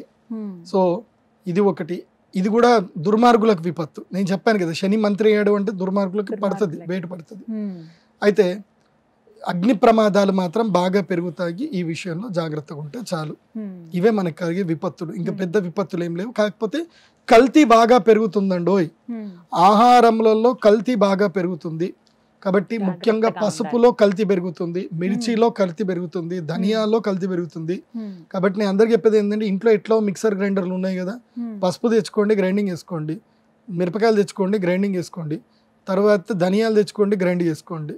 డైరెక్ట్గా కొనకండి, బద్ధకం వదిలేయండి. అండ్ ఇన్స్టెంట్గా రావాలని మాత్రం చేయకండి. కల్తీలు ఎక్కువగా జరిగే అవకాశం ఉంది, దాంతో ఆరోగ్యాలు పాడవుతున్నాయి. ఆల్రెడీ సుమన్ టీవీ హెల్త్లో చెప్తారు ఎలాంటి తినాలి, ఏమేం చేసుకోవాలి, ఇంట్లో సొంతగా పల్లి నూనె ఎలా తీసుకోవాలి. ఇవన్నీ ఎందుకోసం అంటే, ఇవన్నీ ఎందుకు చెప్తున్నాను అంటే, మీకు ఎవరో ఒకరు చెప్పాలి కదా ఎలా లైఫ్ స్టైల్ లీడ్ చేయాలని. సో ఆ రెస్పాన్సిబిలిటీ సుమన్ టీవీ తీసుకుంది, కాబట్టి ఆ పని చేయండి. ఇలాంటి విపత్తులు, అవును, ఈ విపత్తులు ఉన్నాయి. ఆరోగ్యాలు మాత్రం పాడు చేసుకోకండి. నీటిని కాపాడుకోండి స్వామి. ఈ సంవత్సరము నీరే పెద్ద విపత్తు. నీటిని కాపాడుకున్నోళ్లే అదృష్టవంతులు, నీటిని కాపాడుకోలేని దురదృష్టవంతులు. రైతులు మీకు 10 ఎకరాలు ఉందంటే 1 ఎకరం నీళ్ళ కోసం సపరేట్గా పెట్టేసుకోండి, లేకపోతే నష్టమే. ఈ జాగ్రత్తలు మాత్రం తీసుకోవాల్సిందే.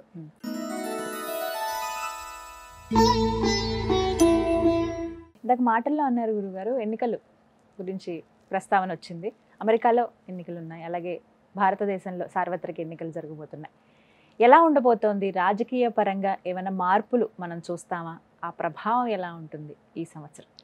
ఈ సంవత్సరము కుజుడు అధిపతి అయ్యాడు కాబట్టి భారతదేశంలో రాజకీయ సుస్థిరత మాత్రం ఉంటుంది.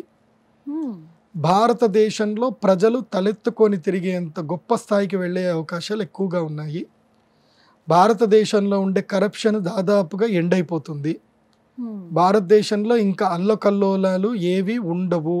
అందరికీ అల్లరి మూకలకు భయం ఏర్పడుతుంది. భారతదేశంలో నరేంద్ర మోదీ గారి ప్రభుత్వము, బీజేపీ ఎన్డీఏ ప్రభుత్వం ఏదైతే ఉందో 358 సీట్లతోటి మళ్ళీ పునః ప్రభుత్వాన్ని ఏర్పాటు చేస్తుంది. బీజేపీకి అయితే 270 వరకు బీజేపీకి సీట్లు వస్తాయి. 70 నుంచి 290 వరకు బీజేపీ సీట్లు వస్తాయి. మిగతాయి ఎన్డీఏ అలయన్స్ ఉంటుంది. కాకపోతే ఈసారి ఎన్డీఏ అలయన్స్లో కొన్ని పొత్తులు ఎక్కువ అవ్వడం మూలాన మోదీ గారి ప్రభుత్వానికి కొంచెం తలనొప్పులు ఎక్కువగా ఉంటాయి.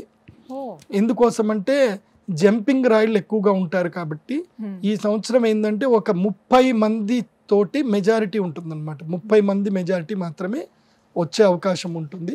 ఆ 30 మందిని కాపాడుకోవడానికి ఎప్పుడూ ప్రయత్నం చేయాల్సింది ఉంటుంది. ఇది కొంచెము బాధాకరమైన విషయము.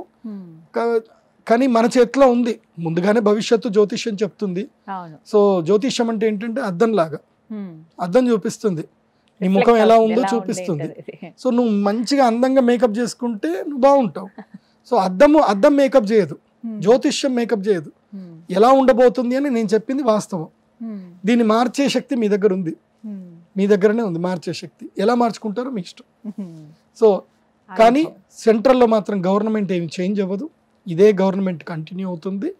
దీనివల్ల భారతదేశము భవిష్యత్తులో ఇంకొక 3-4 సంవత్సరాల తర్వాత 3వ ఆర్థిక దేశంగా, ప్రపంచంలోనే 3వ ఆర్థిక దేశంగా భారతదేశం ముందుకెళ్తుంది. సో ఇందులోపల ఏ సందేహం లేదు, భారతదేశం మాత్రం పురోభివృద్ధి అవుతుంది. అయితే అమెరికా దేశంలో మాత్రం ప్రభుత్వం మారుతుంది. ఆ ప్రభుత్వం మారడం వలన మంచి పురోగతి అమెరికా దేశం వెళుతుంది. అమెరికా డాలర్ ఇప్పుడు ఏదైతే 82-83 రూపాయలు ఉందో భవిష్యత్తులో 86 రూపాయలకు రీచ్ అయ్యే అవకాశం ఉంటుంది. డాలర్ ధర పెరుగుతుంది.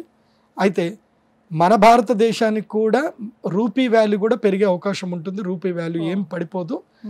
ఎందుకోసం అంటే దాదాపు ఇప్పటికే 37 దేశాల్లో మన భారత రూపీ చలామణిలో ఉంది. ఇంకా ఒక 20-30 దేశాలు యాడ్ అవుతాయి. సో భారతదేశం యొక్క రూపీ ప్రపంచాన్ని శాసించే స్థాయికి అయితే ఎదుగుతుంది. ఇది అందరికీ సంబంధించిన గుడ్ న్యూస్. ఇది ఈ విషయంలో కాస్త మంచిది.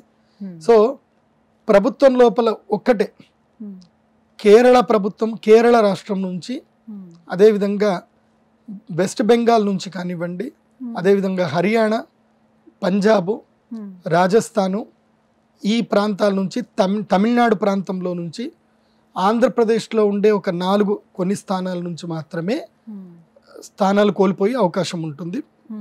అంటే ఇవి ప్రతికూలంగా కాంగ్రెస్ ప్రభుత్వానికి అనుకూలంగానూ వచ్చే అవకాశాలు ఎక్కువగా ఉంటాయి.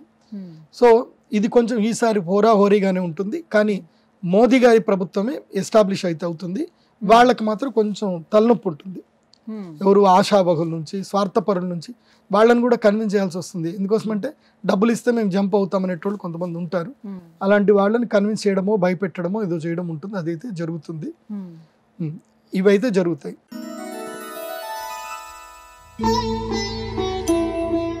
అందరూ ఎదురు చూసేది తెలుగు రాష్ట్రాల్లో ఎన్నికలు రాబోతున్నాయి, ప్రత్యేకించి ఆంధ్రప్రదేశ్లో. తెలంగాణలో ఎంపీ ఎలక్షన్స్ ఉన్నాయి. ఎలా ఉండబోతోంది, ఎవరు గెలుస్తారు, ఈ అంచనాల మీద అంచనాలు, బెట్టింగ్లు ఇవన్నీ ఎప్పుడు సాగుతూనే ఉంటాయి. అసలు జ్యోతిషం ఏం చెప్తోంది ఈ సంవత్సరం, క్రోధినామ సంవత్సరంలో ఏ విధంగా ఉండబోతుంది? జ్యోతిష్యం ఏం చెప్తుందో నేను చెప్తాను, కానీ ప్రదీప్ జోషి చెప్పాడని నా పేరు పెట్టుకొని మాత్రం బెట్టింగ్లు మాత్రం కట్టకండి. నేను దానికి విరుద్ధం. బెట్టింగ్లు నా పేరు చెప్పుకొని మాత్రం కట్టి మళ్ళీ ఏమో జరిగిందని చెప్పి నన్ను తిట్టకండి. నేను ఎప్పుడైనా ప్రజలకు ఏది మేలు జరుగుతుందో అదే చెప్తాను. ఈ సంవత్సరము ఆంధ్రప్రదేశ్ రాష్ట్రంలో ప్రభుత్వము తప్పకుండా మారుతుంది. ప్రభుత్వం మారే అవకాశాలు ఉన్నాయి. అయితే మధ్యలో నేను అనుకున్నది ఏంటంటే కనుక, నేను లాస్ట్ టైం సుమన్ టీవీతో ఇంటర్వ్యూ చేసినప్పుడే చెప్పాను, ఆంధ్రప్రదేశ్ రాష్ట్రం యొక్క పరిస్థితి ఏంది, ప్రజలు బాగుపడాలంటే ఏం చెయ్యాలి అని అడిగినప్పుడు నేను చెప్పాను, చంద్రబాబు నాయుడు గారు తెలుగుదేశం పార్టీ నాయకులు వీరు కాంగ్రెస్ పార్టీతో కలవకూడదు, కలిస్తే నెక్స్ట్ ఓడిపోతారు అని చెప్పాను. నేను చెప్పినట్టుగా వారు నా మాట విన్నారు. కాంగ్రెస్ పార్టీతో పొత్తు లేదు, బీజేపీతో పొత్తు కుదుర్చుకున్నారు. అట్లాగే పవన్ కళ్యాణ్ గారికి కూడా నేను సలహా ఇచ్చాను, మీరు ఎలక్షన్లో వెళితే సపోర్ట్ చేసి బీజేపీ తోటి కలిసే వెళ్ళండి, టీడీపీ వస్తే వాళ్ళని కూడా కలుపుకొని వెళ్ళండి, కానీ ఒంటరికి వెళ్ళొద్దు అని చెప్పాను. అన్నట్టుగానే మేము ఇచ్చిన సలహాలు సూచనల ప్రకారము ఇటు భారతీయ జనతా పార్టీ, ఇటు తెలుగుదేశం పార్టీ, ఇటు జనసేన ముగ్గురు కూడా కలిసి పోటీ చేస్తున్నారు, సంతోషం. కానీ ఒక దగ్గర వీళ్ళు మిస్ అయ్యే అవకాశం ఉంటుంది. మన దగ్గర ఏంటంటే గనక ఆంధ్రప్రదేశ్లో ఓటు శాతము 62% మాత్రమే ఓట్లు పడతాయి. 100 మంది ఓట్లు వెయ్యరు. 10లో 6, 7 మాత్రమే ఓట్లు వేస్తారు. అందులోపల ఆ 62%లో 34% బిలో పావర్టీ వాళ్ళే. దాదాపు అందరూ బిలో పావర్టీ, 34% ఓటేసేవాళ్ళు. బెంచ్ కార్లో వెళ్ళే వాళ్ళు లైన్లో నిల్చొని ఓట్లు వేస్తారని మాత్రం నేను నమ్మను. వాళ్ళ ఎవరొస్తే మనదే ముందులే, మనకి ఎవరు వచ్చినా వాళ్ళ దగ్గరికి వెళ్తాము, పువ్వులు ఇస్తాం, ఫోటోలు దిగుతాం, పని చేయించుకుంటాం, మనకి ఎవరు వస్తే మనకేం పని, మనకి ఓటేయాల్సిన అవసరం లేదు అనుకునే దుర్మార్గులు కొంతమంది ఉంటారు. సో వాళ్ళని పక్కన పెడదాం, వాళ్ళు ఆ 30%లో ఉంటారు, వాళ్ళని పక్కన పెడదాం. అయితే వైఎస్ఆర్సీపీ గవర్నమెంట్ ప్రకారము జగన్మోహన్ రెడ్డి గారి యొక్క ప్రభుత్వ హయాంలో వీరేం చేశారు అంటే వాలంటరీ వ్యవస్థను పెట్టి 26% ఎవరైతే ఈ ప్రజలు ఉన్నారో వీళ్ళందరికీ డబ్బులు ఇచ్చారు. పేదలోని వాళ్ళందరికీ అకౌంట్లలో డబ్బులు అయితే పంపించారు. మరి వీళ్ళ మనస్తత్వాన్ని మనం మార్చగలుగుతామంటే మార్చలేము. అంటే 26% ఓట్లు అయితే వాళ్ళకైతే ఉన్నాయి. ఇంకెంత మిగిలింది? 32%లో 26% పోయింది అని అంటే మిగిలేదంత 4, 2, 6 ప్లస్ 36% ఉంది. 36%కి 24%కి తేడా ఎంత ఉంది చూడండి. సో ఇక్కడ కొంచెము గట్టిగానే వారు ఉంటుంది. నేను ఒక సలహా ఇస్తాను, తెలుగుదేశం పార్టీ మళ్ళీ గవర్నమెంట్ ఎస్టాబ్లిష్ చెయ్యాలి అని అంటే మీరు ప్రత్యంగిరాదేవి సంబంధించి బగళాముఖి, చిన్నమస్తా, అదేవిధంగా రాజమాతంగి ఇవి తప్పకుండా పూజలు చేయించుకోండి, లేకపోతే వైఎస్ఆర్సీపీ గవర్నమెంట్ వస్తుంది. ఎందుకు వస్తుందని చెప్తాను వినండి. మాకు తెలిసి వైఎస్ఆర్సీపీ గవర్నమెంట్ గురించి అని చెప్పి యాగాలు చేసే ఒక టీం ఉంది. ఆ టీము లాస్ట్ ఇయర్ యాగాలు చేసినందుకే ప్రజలు సమ్మోహితులైపోయి ఓట్లు వేసేసారు, కోపంతో ఓట్లు వేస్తారు. ప్రజలు నిజంగా ప్రేమతోటి కొంతమంది ఓట్లేదు, కోపంతో ఓట్లేస్తారు. అది ఎందుకు జరిగింది అని అంటే వాళ్ళు రాజమాతంగి తంత్రం, రాజశ్యామల చేశారు. మనం చూస్తే చంద్రబాబు నాయుడు గారు పరమ నాస్తికుడు, ఆయన నేను దేవుణ్ణి నమ్మనంటాడు. మరి ఇప్పుడైనా చంద్రబాబు నాయుడు గారికి నేను చెప్పేది ఏంటంటే దేవుణ్ణి నమ్మండి, అమ్మవారిని నమ్మండి, యాగాలు చేయించండి. మీరు ప్రజలకేదో జరుగుతుంది ఓట్లేస్తాము అని చెప్పి మీ అందరికీ జైగొట్టిన ద లాస్ట్ మూమెంట్ తారుమారయ్యే అవకాశం ఉంటుంది. ఎందుకోసం అంటే ప్రకృతి అమ్మవారు ఎవరు ఆరాధిస్తే వాళ్ళని ఆమె అనుగ్రహిస్తుంది. ఎందుకోసం అంటే అమ్మవారి యొక్క మణిద్వీపంలో రాక్షసులకు కూడా స్థానం ఉంది. సో ఎవరు అమ్మవారి ధ్యానం చేస్తే వాళ్ళకి ఇచ్చేస్తుంది అమ్మనే. కొడుకు చెడ్డోడు అనుకోదు, వాడు మంచిగా చేస్తాడులే, ఎవడుకు పెడుతున్నాడు కదా అని ఇచ్చేస్తుంది అమ్మ. కాబట్టి మీ అందరికీ చెప్పేది ఒకటే, తెలుగుదేశం ప్రజా నాయకులకు కానీ అదేవిధంగా జనసేన వారికి కూడా చెప్పేది ఏంటంటే తప్పకుండా మీరు రాజశ్యామల యాగాలవి చేయించుకోండి, చేస్తేనే మీరు గెలుస్తారు, లేకపోతే పోతుంది.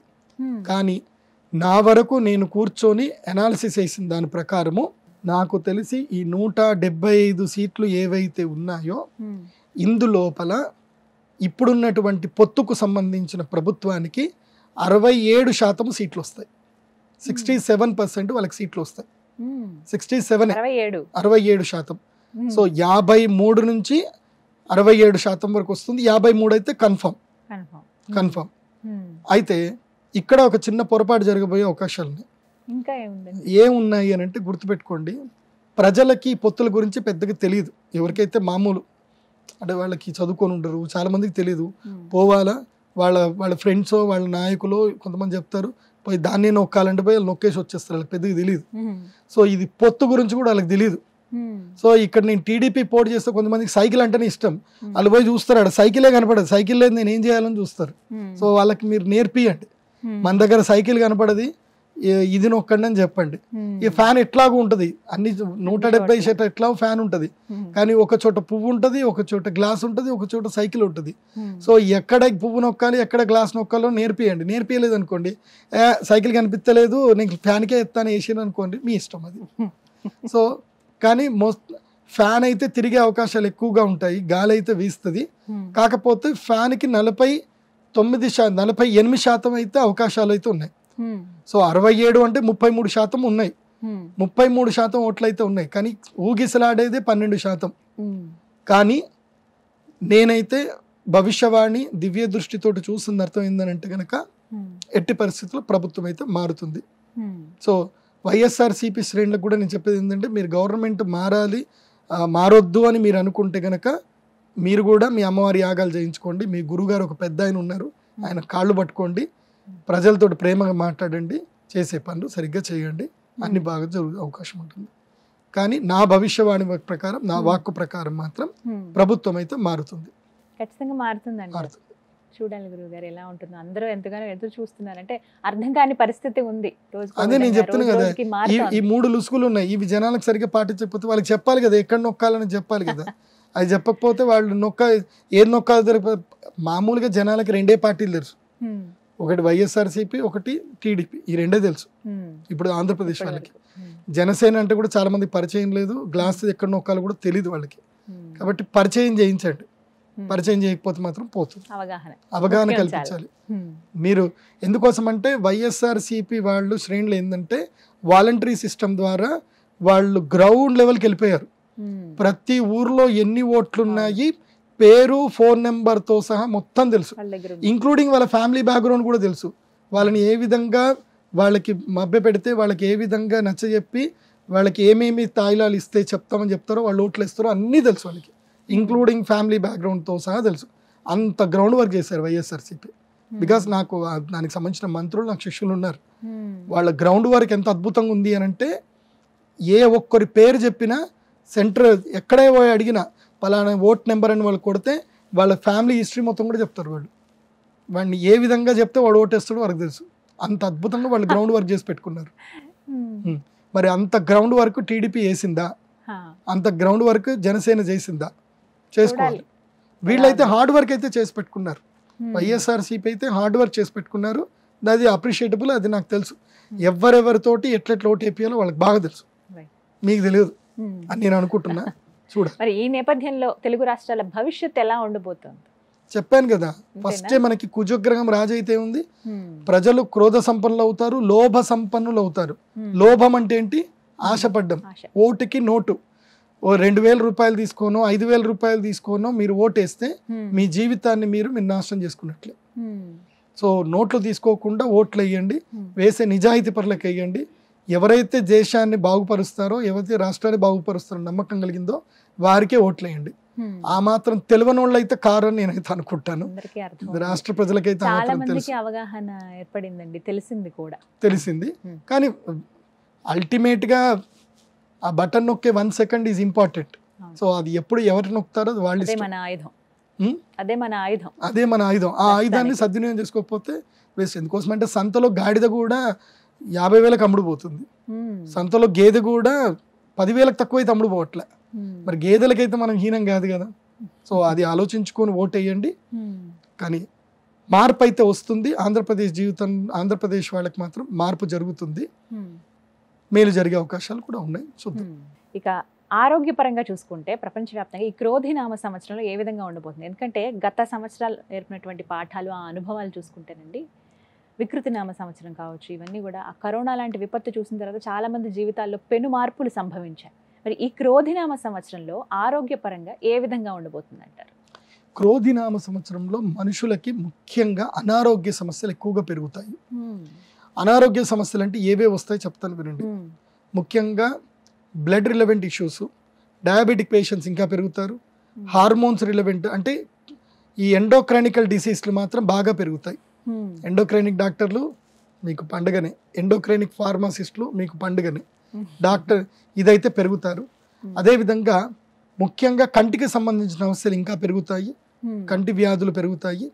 ఆ తర్వాత ముఖ్యమైనటువంటి సమస్య ఏంటంటే మానసిక సమస్యలు పెరుగుతాయి.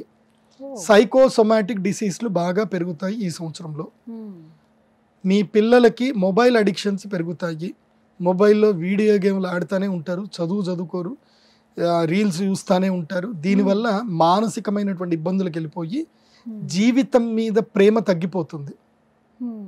సూసైడ్లు ఎక్కువ అవుతాయి ఈ సంవత్సరం.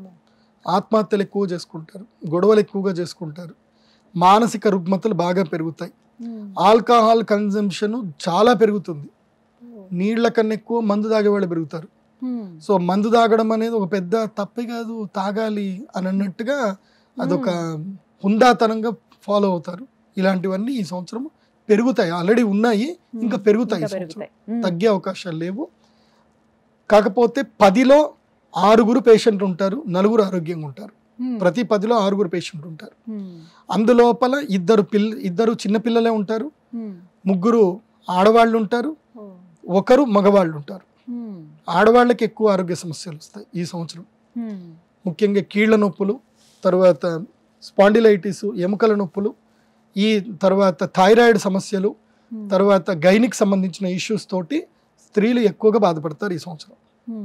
ఆరోగ్యపరంగా కాస్త జాగ్రత్తలు వహించాలి అందరూ. జాగ్రత్తలు వహించాలంటే సుమన్ టీవీ హెల్త్ చూడాలి, చూసి ఫాలో అవ్వాలి. మేము ఏం చెప్తామో, సుమన్ టీవీకి ఎంతో మంది గెస్ట్లు వస్తారు, ఎన్నో అద్భుతాలు చెప్తారు, అవి మీరు చూసి ఫాలో అవ్వాలి.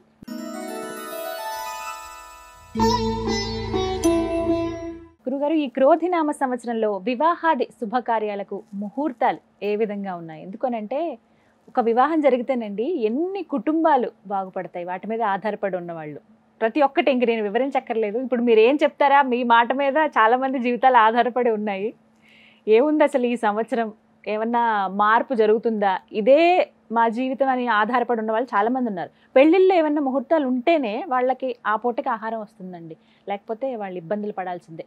అలాంటి వాళ్ళ జీవితాలు ఎలా ఉండబోతున్నాయి, అసలు శుభకార్యాలు ఈ సంవత్సరం ఉన్నాయా, ఉంటే ఎప్పుడెప్పుడు ఉన్నాయి, వాటి గురించి వివరించండి.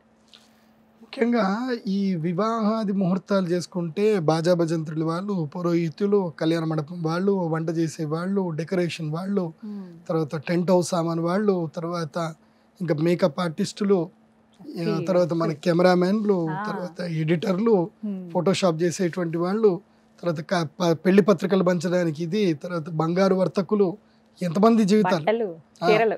ఒక్క పెళ్లి జరిగితే ఎన్నో కుటుంబాల ఇల్లు బతుకుతాయి. పెళ్లి ముహూర్తాలు లేవు అంటే ఏవి ఉండవు. ఈ సంవత్సరం మాత్రం పెళ్లి ముహూర్తాలు చాలా తక్కువగా ఉన్నాయి. అతి తక్కువగా అంటే ఏం కాదు.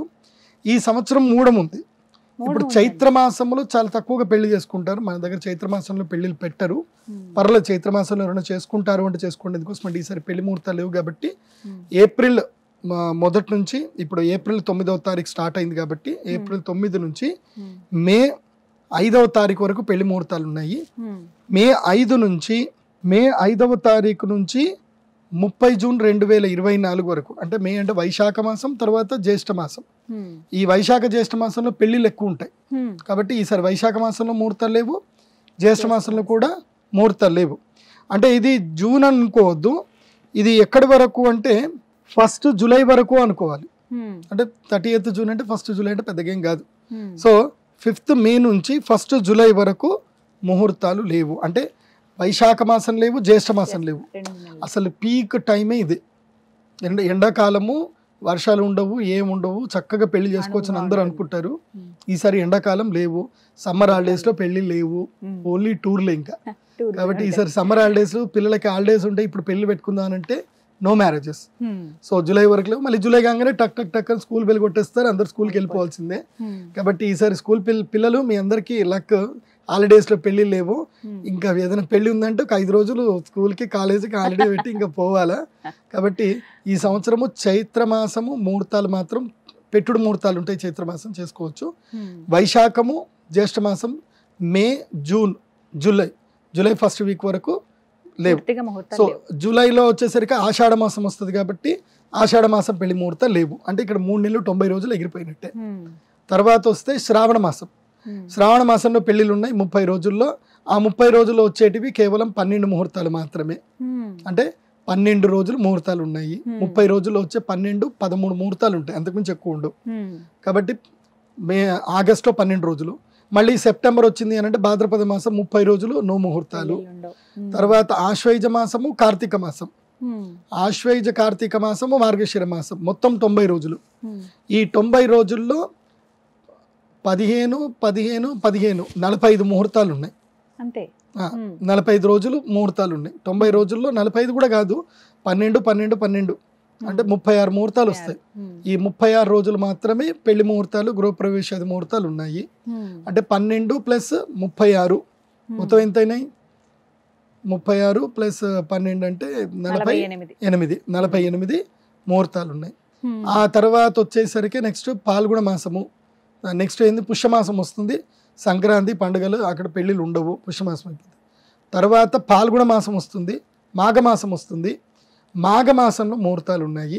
అందులోపల మళ్ళీ 12 రోజులు, 48 + 12 60 రోజులు. ఇంకింతవరకే ముహూర్తాలు, 60 ముహూర్తాలు మాత్రమే ఈ సంవత్సరం ఉన్నాయి. తర్వాత పాల్గొన మాసంలో ముహూర్తాలు లేవు. 13 మార్చి 2024 నుంచి 24 మార్చి 2025 వరకు ముహూర్తాలు లేవు. అంటే పాల్గొన మాసంలో 1-3 ముహూర్తాలు వస్తాయి. అంటే మొత్తం మీద ఈ సంవత్సరం మీద 60 రోజులు మాత్రమే వివాహాది శుభకార్యాలకు ముహూర్తాలు ఉన్నాయి. కాబట్టి నేను ఇది కూడా చెప్తున్నా, జాగ్రత్త వినండి.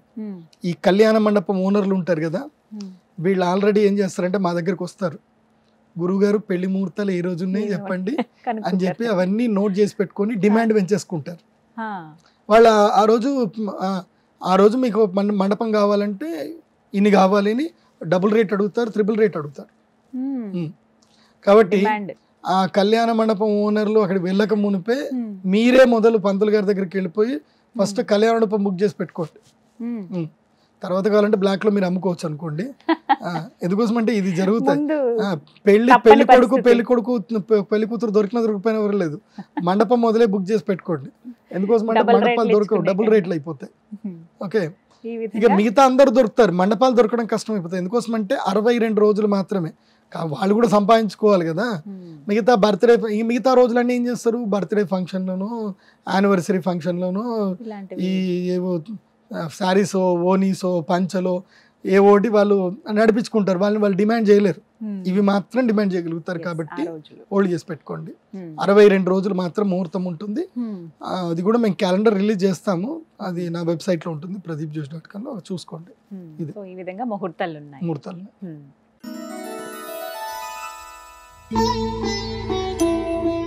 గురుగారు, మరి క్రోధినామ సంవత్సరంలో ఏ నదికి పుష్కరాలు వస్తున్నాయి? ఎక్కడికి మేము వెళ్ళి పుణ్య స్నానాలు ఆచరించాలి మరి ఈ సంవత్సరం? ఈ సంవత్సరము మే 1వ తారీఖు రోజున గురుగ్రహము వృషభ రాశి లోపలికి ప్రవేశిస్తున్నాడు. ఎప్పుడైతే గురుగ్రహం వృషభ రాశిలో సంచరిస్తాడో అప్పుడు నర్మదా నదికి పుష్కరాలు వస్తాయి. నర్మదా నది అంటే చాలా మహాద్భుతమైన నది. ఎంత అద్భుతమైన నది అంటే మీ అదృష్టం నిజంగా నర్మదా నదిలో స్నానం చేయాలంటే. ఎందుకోసం అంటే భారతదేశంలో స్వతసిద్ధంగా శివలింగాలు తయారయ్యే నది అదొక్కటే నది, నర్మదా నదులు. నర్మదా నదిలో బాణలింగాలు తయారవుతాయి, ఏ నదిలో కూడా తయారవు. కానీ నర్మదాని నది అనరు, నదము అంటారు. అంటే తూర్పున పుట్టి పడమటలో వెళితే, పడమట సముద్రంలో కలిస్తే, అరేబియన్ సముద్రంలో కలిస్తే దాన్ని నదము అంటారు. పశ్చిమ కోణంలో పుట్టి తూర్పు బంగాళాఖాతంలో కలిస్తే దాన్ని నది అంటారు. ఇది డిఫరెన్సియేషన్ తెలుసుకోవాలి.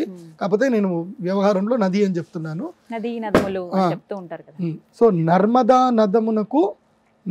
నదమునకు పుష్కరాలు ఉన్నాయి.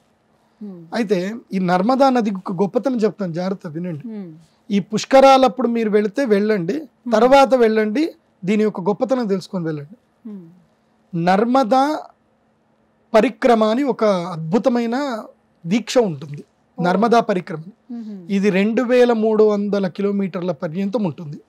దీని మీద మీరు విషయం వీలైతే కనుక ఒక స్పెషల్ ఎపిసోడ్ చేయండి, నర్మదా పరిక్రమ గురించి చెయ్యండి. చాలా మంది చూస్తారు, చాలా మంది తెలియదు ఇది. నర్మదా పరిక్రమం ఎవరైతే కనుక తమ జీవితంలో చేస్తారో ఇంకా వాళ్ళ జీవితంలో వాళ్ళకి పునర్జన్మ ఉండదు. అది సాక్షాత్తు శివుడు వరం ఇచ్చేశాడు. నర్మదా నది, నర్మదా తల్లి ఆమె శివుడి గురించి ప్రార్థన చేస్తే ఆమె పుణ్య నదిగా అవతారం ఎత్తుతావు అని చెప్పి ఆమెకి అనుగ్రహించాడు. ఎవడు? శివుడు. అనుగ్రహించినప్పుడు నా పుణ్యత్వాన్ని నేను ఎలా నిరూపించుకోవాలి శివ, అందరికీ తెలియాలి కదా, గంగామాత కన్నా నేనైతే గొప్పదాన్ని కాదు, నా గురించి కూడా తెలియాలి కదా అందరికీ. నేను ప్రత్యక్ష సాక్షి అవుతాను, నువ్వు మహా గొప్పదానివి, నీ యందు ఎవరైతే స్నానం చేస్తారో వాళ్ళకి సమస్త పాపాలు పోతాయి అని చెప్పడానికి, నేను నీ యందు ఎప్పుడు ఉంటాను అని చెప్పడానికే నర్మదా నదిలో బాణలింగాలు తయారవుతుంటాయి. అంటే గుండ్రటి లింగాలు తయారవుతూ ఉంటాయి. మీరు గూగుల్లో కొట్టండి, నర్మదా బాణలింగం అని కొడితే వస్తుంది. అవి ఎట్లా చెక్కినట్టుగా ఉంటాయి. మనుషులు మనం చెక్కినా అంత అందంగా రావు. అంత అందంగా నర్మదలు శివుడు తయారైపోతాడు. నర్మదా నదియే చెక్కుతుంది శివుడిని. అందుకే నర్మదా నది శివునికి అత్యంత ప్రీతి పాత్రురాలు, శివభక్తురాలు. అందుకే నర్మదా నదికి వెళ్ళి మీరు ఏది కోరుకున్నా కోరిక తీరుతుంది. నాకు ప్రత్యక్ష అనుభవం. నర్మదా నది చాలా గొప్పది. ఈ నర్మదా పరిక్రమం చేస్తే చాలా అదృష్టం. తర్వాత పుష్కరాలు వస్తున్నాయి కదా, మరి ఏం చేయాలి అంటే 1వ తారీఖు నుంచి 12వ తారీఖు వరకు పుష్కరాలు ఉంటాయి. మే 1 నుంచి 12వ తారీఖు వరకు పుష్కరాలు. మనకి తలనొప్పికి వచ్చేసి ఇప్పుడు ఎలక్షన్ కోడ్ వచ్చింది, మీరు డబ్బులు పట్టుకొని పోలేరు కాబట్టి క్యాష్ ఎక్కువ పట్టుకొని పోకండి. పోయిన చోట్ల చెకింగ్ చేస్తూ ఉంటారు. పర్ హెడ్ 40,000 మాత్రం పెట్టుకోండి. ఎంతమంది? Per head 40,000. అంతకన్నా ఎక్కువ క్యారీ చేస్తే, 50,000 కన్నా ఎక్కువ క్యారీ చేస్తే మీ డబ్బులు లాక్కొని లోపల వేసేస్తారు. అది బాగా గుర్తుపెట్టుకోండి. సో పుష్కరాలకి ఎక్కడ ఉంటుంది నర్మదా నది అంటే మధ్యప్రదేశ్లో ఉంటుంది. అందులోనూ ఓంకారేశ్వరు చాలా శ్రేష్టమైంది. ఓంకారేశ్వర జ్యోతిర్లింగం ఉంటుంది. అక్కడనే మీకు ఉజ్జయిని మహాకాళేశ్వరుడి జ్యోతిర్లింగం కూడా ఉంటుంది. కాకపోతే ఉజ్జయిన్లో నర్మదా నది లేదు. నర్మదా నది ఓంకారేశ్వరం ఉంది. కాకపోతే ఓంకారేశ్వరము చాలా లోతుంటుంది. హడావిడిగా వెళ్ళకండి. ఎంత హడావిడి అయినా జాగ్రత్తగా వెళ్ళండి. అక్కడ ఎవరైతే గవర్నమెంట్ నియమాలు ఏవైతే చెప్తుందో పాటించండి. ఎందుకోసం అంటే క్రౌడ్ విపరీతంగా ఉంటుంది 1 నుంచి 12 తారీఖు వరకు. ఎట్టి పరిస్థితుల్లో సేఫ్టీగా ఈ సేఫ్టీ జాకెట్స్ మనకి అమెజాన్లోనూ దొరుకుతాయి. మనకి 100-200 రూపాయలకి దొరుకుతాయి. మీ సేఫ్టీ జాకెట్స్ కొనుక్కొనే వెళ్ళండి. ఎందుకోసం అంటే ఓంకారేశ్వరంలో నది చాలా లోతు ఉంటుంది. దాదాపుగా 60 అడుగుల నుంచి 100 అడుగుల లోతు ఉంటుంది. అక్కడ నీళ్ళు, అక్కడనే బ్రిడ్జ్ కూడా ఉంటుంది. స్నానం చేయొచ్చు. కాకపోతే అక్కడ పడవలు ఎక్కండి. వాళ్ళకి డబ్బుల కోసం కకృతి పడకండి. గంగపుత్రులకు ఎంతైనా డబ్బులు ఇచ్చినా తక్కువనే. కాబట్టి గంగపుత్రులకు డబ్బులకు మాట్లాడుకోండి. వాళ్ళు మీకు సేఫ్ ప్లేస్కి తీసుకెళ్తారు. అక్కడ చక్కగా స్నానం చేయండి. తర్వాత వచ్చి ఒడ్డుకు వచ్చేసి ఓంకారేశ్వరుని దర్శనం చేసుకోండి. మళ్ళీ వచ్చి ఉజ్జయిని మహాకాళేశ్వరుని దర్శనం చేసుకొని మళ్ళీ ఇండోర్ ఫ్లైటో లేకపోతే ఇది ట్రైన్ ఎక్కి రండి. అప్పుడు సుమన్ టీవీ కూడా నాకు తెలిసి వీళ్ళు స్పెషల్గా అక్కడ వెళ్ళి మీకు కవరేజ్ కూడా చేస్తారు. బట్ నేను చెప్పేది ఏంటంటే ఈ సంవత్సరం జలగండం అధికంగా ఉంది కాబట్టి జలగండాలు వస్తాయి. కాబట్టి ఒకసారి ఇట్లాగే జరిగింది గోదావరి పుష్కరాలప్పుడు. చాగంటి కోటేశ్వరరావు గారు చెప్పారని చెప్పి అందరూ ఒకే దగ్గరికి వెళ్ళారు. రాజమండ్రిలో ఒకే ఘాట్ దగ్గరికి వెళ్ళారు. అదే టైంకి ఎవరో రాజకీయ నాయకులు వచ్చేసరికి మొత్తం తోపులాట అయిపోతే మొత్తం నీళ్ళలో పడిపోయి చనిపోయారు చాలామంది. సో అలా జరగకుండా చూసుకోండి. అంత కంగారు పడకండి. నది ఎంత పెద్దగా ఉందంటే 2000 కిలోమీటర్ల పొడవు ఉంది. మీరు ఎక్కడైనా సెర్చ్ చేసుకోండి. నదిలో స్నానం చేయడం ముఖ్యం. అది ఓంకారేశ్వరనే కాదు, ఎక్కడైనా నర్మదా నదిలో మే 1వ తారీఖు నుంచి 12వ తారీఖు మధ్యలో స్నానం చేయండి. గోదావరి పుష్కర స్నానం చేయండి. తర్పణాలు వదలండి. అక్కడ మీ యొక్క పెద్దలు ఎవరైనా ఉంటే వాళ్ళకి పేరు మీద పిండ ప్రదానాలు చేయండి.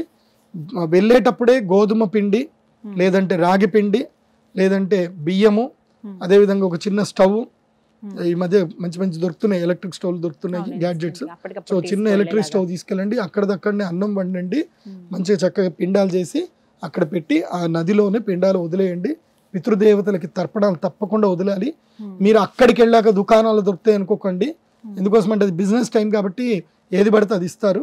అలా కాకుండా ఇక్కడి నుంచే నువ్వులు, నల్ల నువ్వులు, బియ్యము, అంటే మీరు ఏదైతే పిండం పెట్టాలనుకుంటున్నారో గోధుమలో, జొన్నలో, రాగులో ఏ పిండిలో ఆ పిండి తీసుకెళ్ళండి లేదా బియ్యం తీసుకెళ్ళండి. అక్కడనే మీ చేతులతో వంట వండి మీ పితృదేవతలకి తర్పణాలు ఇవ్వండి, శ్రాద్ధ కర్మలు చేయండి. అది కాకుండా ఇంకొకటి ఏంటంటే, కొంతమందికి తమ ప్రియమైనటువంటి వారు చనిపోయి ఉంటారు, ఎవరైనా అనాథలు ప్రియమైనటువంటి వారు చనిపోయి ఉంటారు, వాళ్ళకు కూడా మీరు పిండాలు పెట్టవచ్చు. సో అలా కూడా చేయొచ్చు. దాని గురించి నేను మళ్ళీ స్పెషల్ ప్రోగ్రామ్ ఏదైనా చేస్తాను, చూడండి. సో నర్మదా నది 2130 కిలోమీటర్ల పరిక్రమం పెద్దగా ఉంటుంది. మీరు ఎక్కడ స్నానం చేసినా అదే పుణ్యఫలం వస్తుంది. ఒకవేళ ఈ మే 12వ తారీఖు వరకు మీరు వెళ్ళలేదు, సంవత్సరంలో ఎప్పుడైనా వెళ్ళి స్నానం చేయండి, ఎప్పుడైనా వెళ్ళి స్నానం చేయొచ్చు, దానికి అంతే పుణ్యఫలం వస్తుంది. కాకపోతే పుష్కర కాలం అంటారు కాబట్టి 1 నుంచి 12 ఇది పుష్కర కాలము, దాని తర్వాత కూడా చేయొచ్చు. కాకపోతే ఒక చిన్న టిప్ ఇస్తాను మీకు, ఇది మిస్ చేసుకోవద్దు. నర్మదా నదికి వెళ్ళినప్పుడు ఒక మనిషికి 5 లీటర్ల క్యాన్ పెట్టుకోండి. 5 లీటర్ల క్యాన్ ఇక్కడ నుంచి తీసుకెళ్ళండి, లేదంటే అక్కడ కొనుక్కోండి. మనిషికి 5 లీటర్లు మనం మోయగలిగితే, మోస్ట్లీ సొంత వెహికల్లోనే వెళ్ళండి. 5 లీటర్ల క్యాన్ తీసుకెళ్ళి ఎవరైతే ఈ ఓడలు ఉంటాయి కదా, గంగపుత్రులు ఉంటారు కదా, చిన్న చిన్న పడవలు ఉంటాయి, వాళ్ళకి డబ్బులు ఇచ్చి ఆ నర్మదా నదికి మధ్యలో తీసుకెళ్ళమని చెప్పండి. తీసుకెళ్ళి అక్కడ నీళ్లు పట్టుకోండి. నర్మదా నది నీళ్లు కంటిన్యూగా రోజుకి 100 ml చొప్పున 48 రోజులు ఆ నీళ్లు తాగారనుకోండి, మీ శరీరంలో ఎంత పెద్ద రుగ్మతలున్నా, ఎన్ని హార్మోన్స్ రిలవెంట్ ప్రాబ్లమ్స్ ఉన్నా, దీర్ఘకాలిక రోగాలు ఏమున్నా పోతాయి. ఇది నాకు అద్భుతంగా జరిగింది. అంటే ఎలా అంటారు, అందులో ఉండేటువంటి ఆ జలం యొక్క గొప్పతనం అది. అందులో మంచి లక్షణాలు ఉంటాయి, మంచి ఆల్కలైన్ వాటర్, అది TDS లెవెల్స్ చాలా బాగుంటాయి. కాబట్టి నర్మదా నది నీళ్లు తెచ్చుకొని రోజుకు 100 ml తాగండి, 100 ml తాగండి. దాంట్లో తులసి దళం వేసుకొని రోజుకు ఒక 100 ml తాగండి. నర్మదా నది జలముకి ఇప్పుడు శ్రీచక్ర స్ఫటిక లింగం ఉంటుంది. నర్మదా నది నీళ్లతో శ్రీచక్ర స్ఫటిక లింగానికి 108 రోజులు ఎవరైతే కంటిన్యూగా అభిషేకం చేస్తారో వాళ్ళకి గృహయోగం అంటే గృహయోగము, వివాహ యోగం అంటే వివాహ యోగము, ఏ యోగమైనా సిద్ధిస్తుంది. ఎందుకోసము?